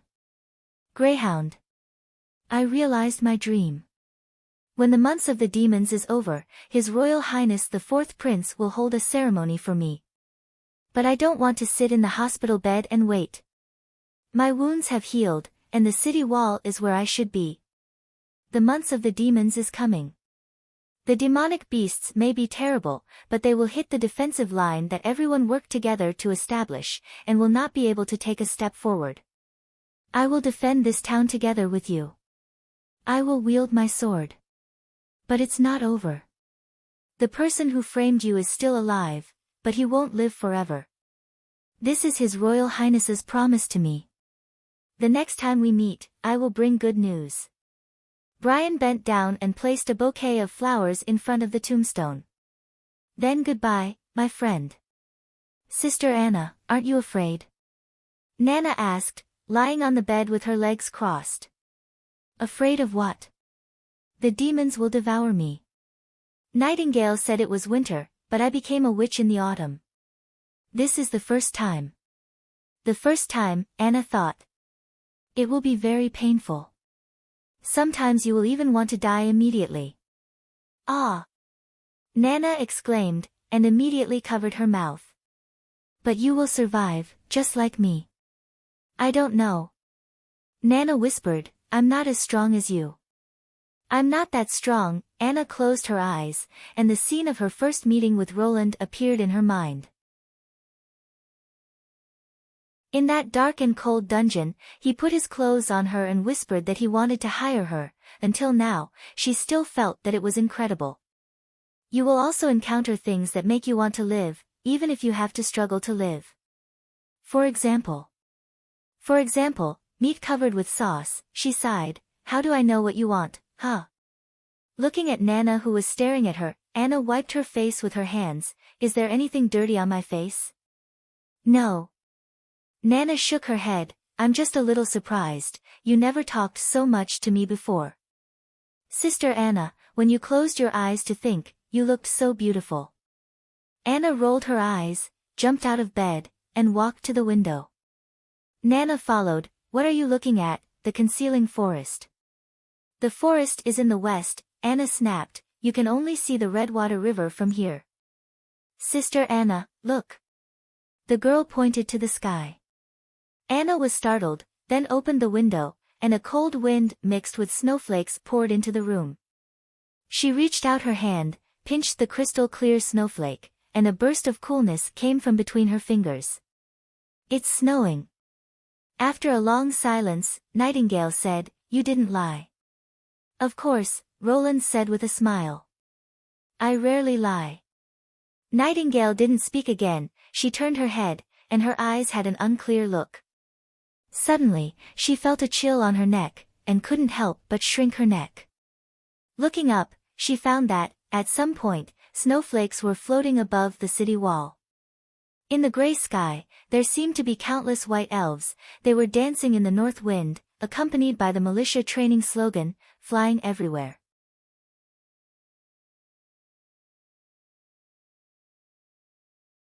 Chapter 40. P.S. Here's the May 1st update. Don't go and play after reading it. Remember to vote for the monthly ticket first. From now on, you can enjoy double the monthly ticket for the 5/15 Fan Festival. You can also watch other activities with red envelopes.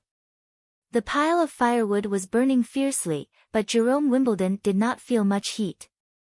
Although this was already a large tent sewn together from cowhide, and the bottom was also tightly packed with soil, so there shouldn't be any air leaks, but he still felt cold all over, especially his toes, which were so cold that he almost lost feeling. "In this damned place, even a pea can freeze," he spat and stood up. He clasped both sides of the table with both hands and lifted forcefully. The veins on the back of his hands suddenly bulged, and a 6-foot square solid wood square table was lifted off the ground. After putting the table near the fire pit, Gerald felt a lot more comfortable. He took off his shoes and put the soles of his feet on the fire to dry. He spread out a paper roll in his hand and continued to write the unfinished letter. "To my dear Livia. I have been in Hermes for more than a month. Of course, the people from the church prefer to call this place the New Holy City. If it weren't for the months of Demon's Pact, I wouldn't want to stay here for even a moment. I just want to go back to your hut and share a warm bed with you. Thanks to the pact, the army that monitors the church's every move has become their ally. Isn't it ironic? Speaking of the church, I have to admit that what they have done is amazing. I remember the first time I came here, 20 years ago, there was nothing but mountains and stones in Hermes. The towns built by the church were at the foot of the mountain. But now, They not only opened up a road for carriages to go up the mountain, but also built a large fortress city on the top of the mountain. If it was summer, you should have come with me to see it. The new holy city, they say, is even more magnificent than Grey Castle. Do you remember the theater in Grey Castle? You and I went there to watch The Prince's Revenge. You marveled at the ingenious shape of the theater and the spaciousness of the interior. But if you see the arena of the new holy city, you will find that the Grey Castle Theater is nothing at all. Rather than calling it a building, I think it's more like an exquisite work of art. The space was the size of 5 theaters, but there wasn't a single stone pillar to support it. 8 things that looked like the bones of a giant beast extended out from the outer wall. The curved bones were connected to many branches and hemp ropes, suspending the entire roof in the air like a boom. How did they come up with this? There are also those bones. If they were taken from a demonic beast, I bet that guy must be more than 100 feet long. It was probably only in Hermes that one would encounter such a monster. But my dear, please don't worry. Even if the demonic beasts are huge, they are nothing more than the minions of the devils of hell. In front of the God's stone of retaliation, no evil could escape the punishment of God. Whether it was demonic beasts, witches, or devils themselves, they would all be turned into ashes. At this point, Gerald Wimbledon put down his pen and shook his numb hands. It was strange that he could hold a 15-pound two-handed sword for a whole day, but he felt tired after writing so few words. He laughed at himself. I'm really suitable for rough work. Speaking of demonic beasts, I suddenly remembered that my 4th brother was sent to a poor place like Border Town. I'm afraid that he has already fled to Longsong's stronghold with his tail between his legs, although the demonic beasts there can't be compared to the ones in Hermes. I can't blame him. Even if I went to that place, I could only take refuge there. From this, I can see how unfair my father is. Just because my 2nd brother was exceptionally smart from an early age, he decided to let him inherit the throne? My father forgot that he didn't win the throne of Grey Castle by relying on his intelligence. Since my mother's death, it has become more and more difficult for me to understand his thoughts. The following content made Gerald hesitate. He didn't know whether he should tell Olivia his real plan. After a pause, he decided to continue writing. If the plan went well, he should have arrived at the palace of Grey Castle by the time this letter was delivered. My dear, Scholar Ong is right. If I don't do anything, the throne will not belong to me in the end. He has already observed this from the stars. The apocalypse star is moving away from the blazing sun. In 4 months, it will completely leave the orbit of the blazing sun. The scholar told me so. Obviously, there is not much time left. I can't wait like this any longer. After today's war, I will quietly return to King's City with my loyal warriors. Coldwind Ridge is far less fertile than Valencia, but there is no shortage of brave warriors here. As long as I throw some money and promises, they will pounce on my target like hungry wolves. Of course, I don't want to do that.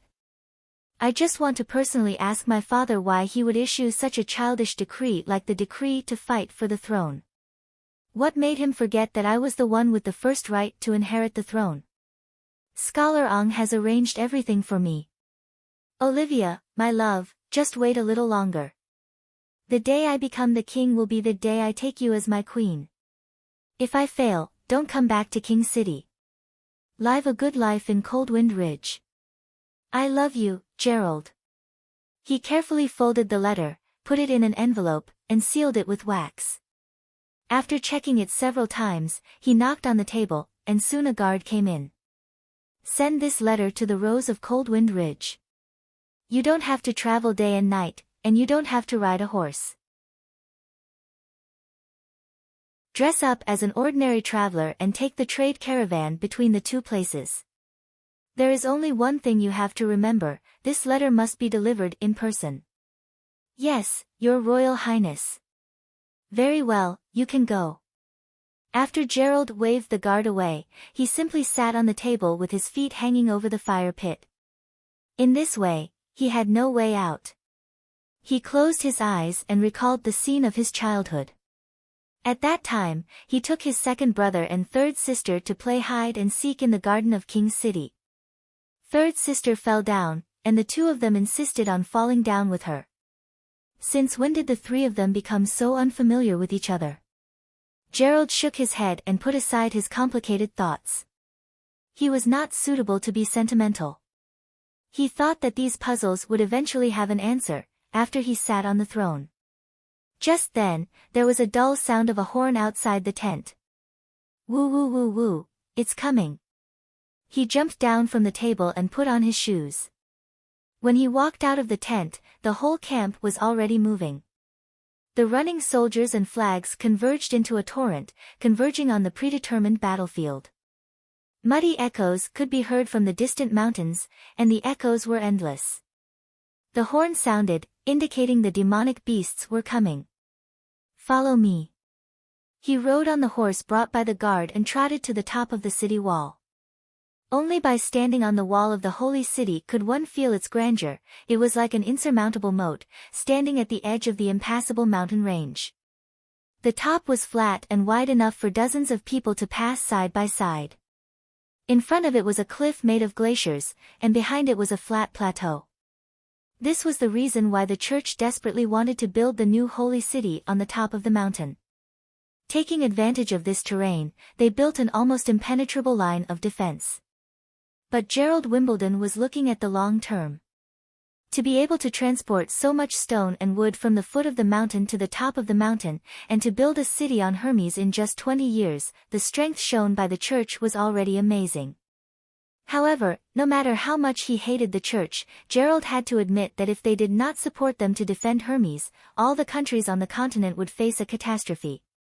This was also the basis for the signing of the Months of the Demons. When the Months of the Demons came, the four kingdoms bordering Hermes must send troops to support the church and fight together with the church's army of judges.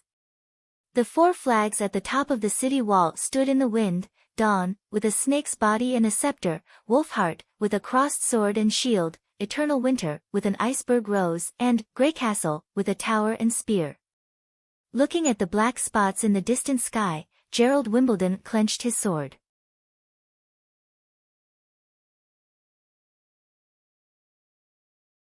Chapter 41. As Brian had said, once it started snowing in Border Town, it wouldn't stop. In one night, the town had been wrapped in a layer of white gauze. In the early morning, the snow had weakened, and there were occasionally a few scattered snowflakes falling from the sky, but the sky was still gray. Thinking that they wouldn't see the sun for several months, Roland felt that it was somewhat inconceivable. This was simply illogical, he thought, although it was strange to look for common sense in a world where witches had magic, but how could the demonic beasts affect the weather? Unfortunately, he didn't have a weather satellite to tell him the specific distribution of the world's clouds. On the way to the western wall, Carter couldn't help but sigh. The town has become a lot more deserted. There are still a group of people who have followed the nobles to evacuate. That's good, at least they won't hold us back. Roland exhaled a breath of white air. I have already arranged for Berev to conduct a census this winter. What is that? It is to go door to door to do statistics. How many people are left? What are the names of each family? What are their occupations? And then record it, Roland explained. In this way, whether it is the deployment of human resources during the war, or the distribution of pensions after the war, it can be implemented quickly and effectively. Human resources? Carter blinked, then smiled. Your Highness, you are really different from before. Oh. In the past, although you would say some things that I didn't understand, and do some inexplicable things, but, after all, those things were not in line with your identity as a prince. But now. Carter paused for a moment, as if considering his words. Whether it is those strange training regulations you set, or the novel experimental products from the alchemy workshop, the results are surprisingly effective. Perhaps this is what my grandfather said: the reason why extraordinary people are extraordinary is that they can always see the things that ordinary people ignore. I have a feeling that maybe you can really become the next king. Really? Roland suddenly felt a surge of warmth in his heart. Was there anything more satisfying than being recognized after a struggle?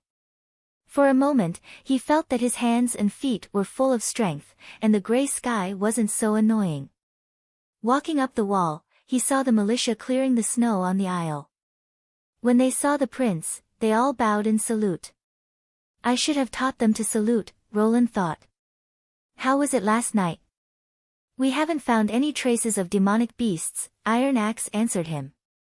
Your Highness, according to past experience, after the first snowfall, we still have a relatively stable period. During this period of time, there are not many demonic beasts, and most of the mutated ones are weak animals. Roland nodded. Then continue to be vigilant. The area behind the city wall had been transformed into a barracks. When the alarm was not sounded, most people would rest in the barracks to conserve their energy. The patrols were rotated.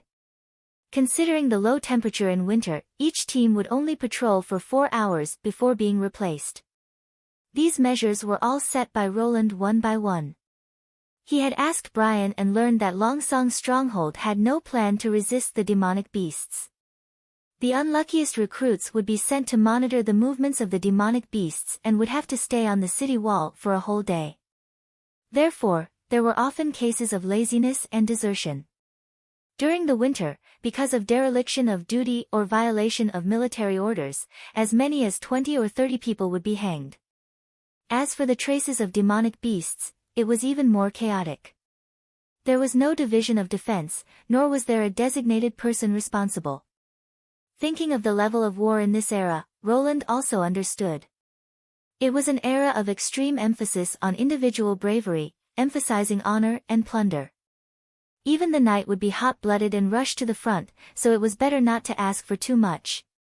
Patrolling along the wall, it seemed that everything was going well, but Roland found that he had overlooked a problem. That was, the barricades. These barricades were still clearly leading the demonic beasts to the middle of the wall, but if Brian was right, 2 to 3 months of snow would eventually fill up all the barricades.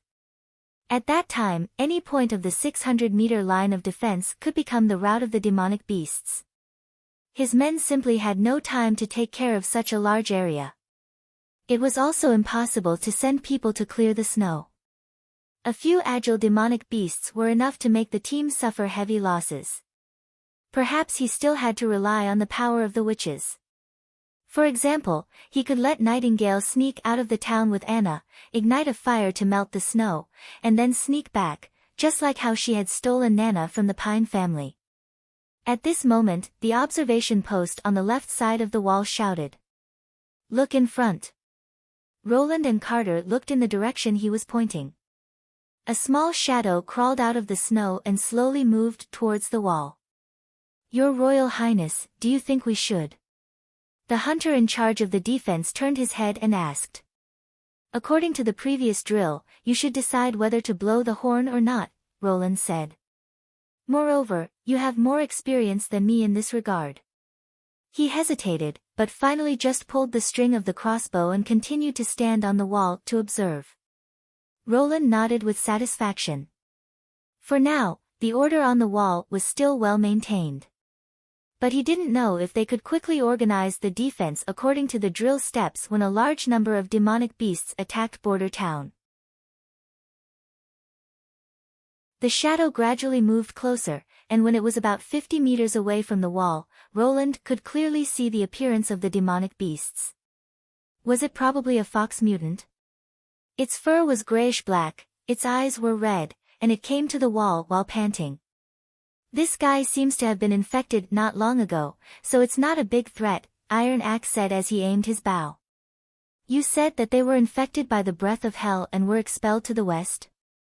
Not only to the west, Carter came over and said, when the gates of hell opened in the barbarian land, any place that wasn't blocked by the impassable mountain range would be attacked by the demonic beasts, especially the big gap in the north. The impassable mountain range, which stretched for more than 10 miles, seemed to have been cut off, which was the main direction of the demonic beast's attack. This manic monster wandered for a moment under the wall, then raised its head, grinned at the people on the wall and growled. When it was about to jump, Iron Axe released the bowstring, and a sharp arrow accurately pierced its neck, firmly nailing it to the ground. Roland noticed that the blood coming out of the wound was black.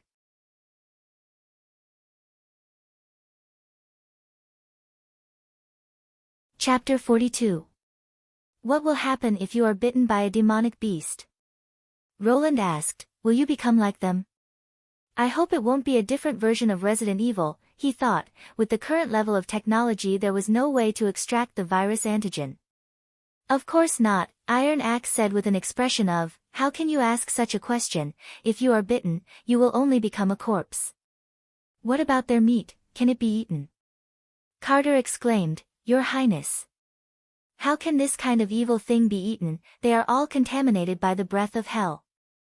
Roland looked at Iron Axe. The latter nodded and said, Your knight is right, I have cut the meat of a demonic beast and fed it to the hounds, but the hounds soon died after eating the meat. Really? What a pity, Roland sighed. In this era the source of food was very scarce. If the demonic beasts could be eaten, winter would simply be the month of harvest. Think about it, all the animals in the forest would run crazily to Border Town, even saving hunting tools. After patrolling the city wall, he decided to visit Nana. Today, the closest noble house to the city wall had been requisitioned by Roland for use as a field hospital. Of course, to the outside world it was called a medical hospital. Just in case, this was the most heavily guarded place in Border Town, besides the city wall.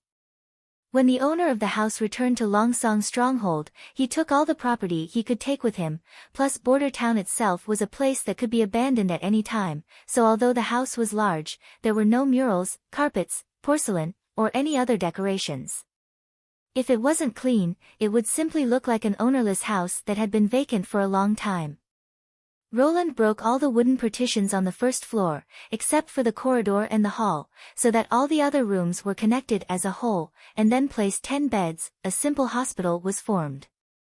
There were no nurses, no doctors, and even the 10 beds were unlikely to be used. Nana's treatment didn't require her to stay in bed to recuperate, it would be effective immediately. During the day, she was on standby on the second floor of the hospital, and when Anna had nothing to do, she would come to accompany her. Sir Pine and Brian were responsible for guarding the first floor. There were also 2 guards outside the door. It could be said that nothing could go wrong. But what Roland did not expect was that the first casualty received by the field hospital was not from the militia defending the city wall, but from the workers of the North Slope mine. Nail felt that his hands were trembling. Hearing Tai Tu's miserable cries that had already become hoarse, he quickened his footsteps once more, even wishing that he could fly. All of this was because of his negligence, he thought. Damn it, how could he have forgotten Sir Knight's instructions? If he had known this would happen, he wouldn't have accepted the job of controlling the big guy. Ever since the big black machine was installed at the entrance of the mine, the miners' work had become much easier. Originally, the most tiring task was to transport the excavated ore out of the mine. When the mining basket was filled with stones, it would require 3 to 4 people to drag it. Usually, 2 people would push from the back and the rest would pull from the front. After many years of mining, the originally uneven ground of the tunnel had been ground flat by the mining basket, and the iron pad at the bottom of the mining basket also needed to be replaced frequently. A week ago, the chief knight commanded Tai Tu and his men to transport a lot of strange metal parts up the mountain, and after a few days of tossing and turning, they assembled a furnace. Nail had never expected that this furnace could actually move by itself after the fire was ignited. Not only could it move, but it also had extraordinary strength. Sir Knight said that this was the invention of His Royal Highness, and it seemed to be called the steam engine. As long as the hemp rope was tied tightly to the mining basket and the fire was ignited, this big guy would hum, turn the capstan, and quickly pull the mining basket out of the mine. It was simply incredible. After Sir Knight demonstrated it several times, he asked Tai Tu to choose a person to be responsible for operating the steam engine. When Nail was chosen, he was very happy for a long time. Thinking about it, as long as he stayed in front of this machine, he would never have to go down to the mine to dig stones or push the basket. The collapse last time had given him quite a fright. So what Sir Knight told him, Nail firmly kept in mind. It was not difficult to say. When he needed the big guy to work, he just needed to lift the green lever and press the red lever. Sir Knight said that the green lever was connected to the inlet valve, and the red lever was connected to the exhaust valve, so that the steam would enter the cylinder through the pipeline. After the mining basket was pulled up, if he wanted to stop the machine, he had to do the opposite. He had to lift the red lever and press the green lever, so that the steam would be discharged from the pipe on the side of the boiler. After each cycle, he had to replenish the water in the furnace. Although he did not understand what the valve and the cylinder meant, Nail had to do it one by one. However, Sir Knight stressed that he had to pay attention to two things. First, the sequence could not be wrong. When it was started, the green must be followed by the red, and when it was shut down, the red must be followed by the green. If he made a mistake, it could lead to the destruction of the machine. Second, when it was vented, he had to first clear the surrounding miners, and he had to constantly remind them, until the red lever was completely lifted. The first point was memorized by Nail. He could not make a mistake even with his eyes closed, but the second point was wrong. Today, when the machine was shut down as usual, there was no one around. He felt that shouting a warning in vain would make him look like a fool, so he lowered his head and pulled the red lever. The lever was a little tight, so he clenched his teeth and spent a long time to pull it up. Unexpectedly, the moment he pulled it up, Iron Head appeared in front of the furnace. Nail swore that he did not see where Iron Head came from, and the loud roar of the machine also covered his footsteps. White steam whistled out from the exhaust port and rushed straight to Iron Head's face. Nail was scared on the spot.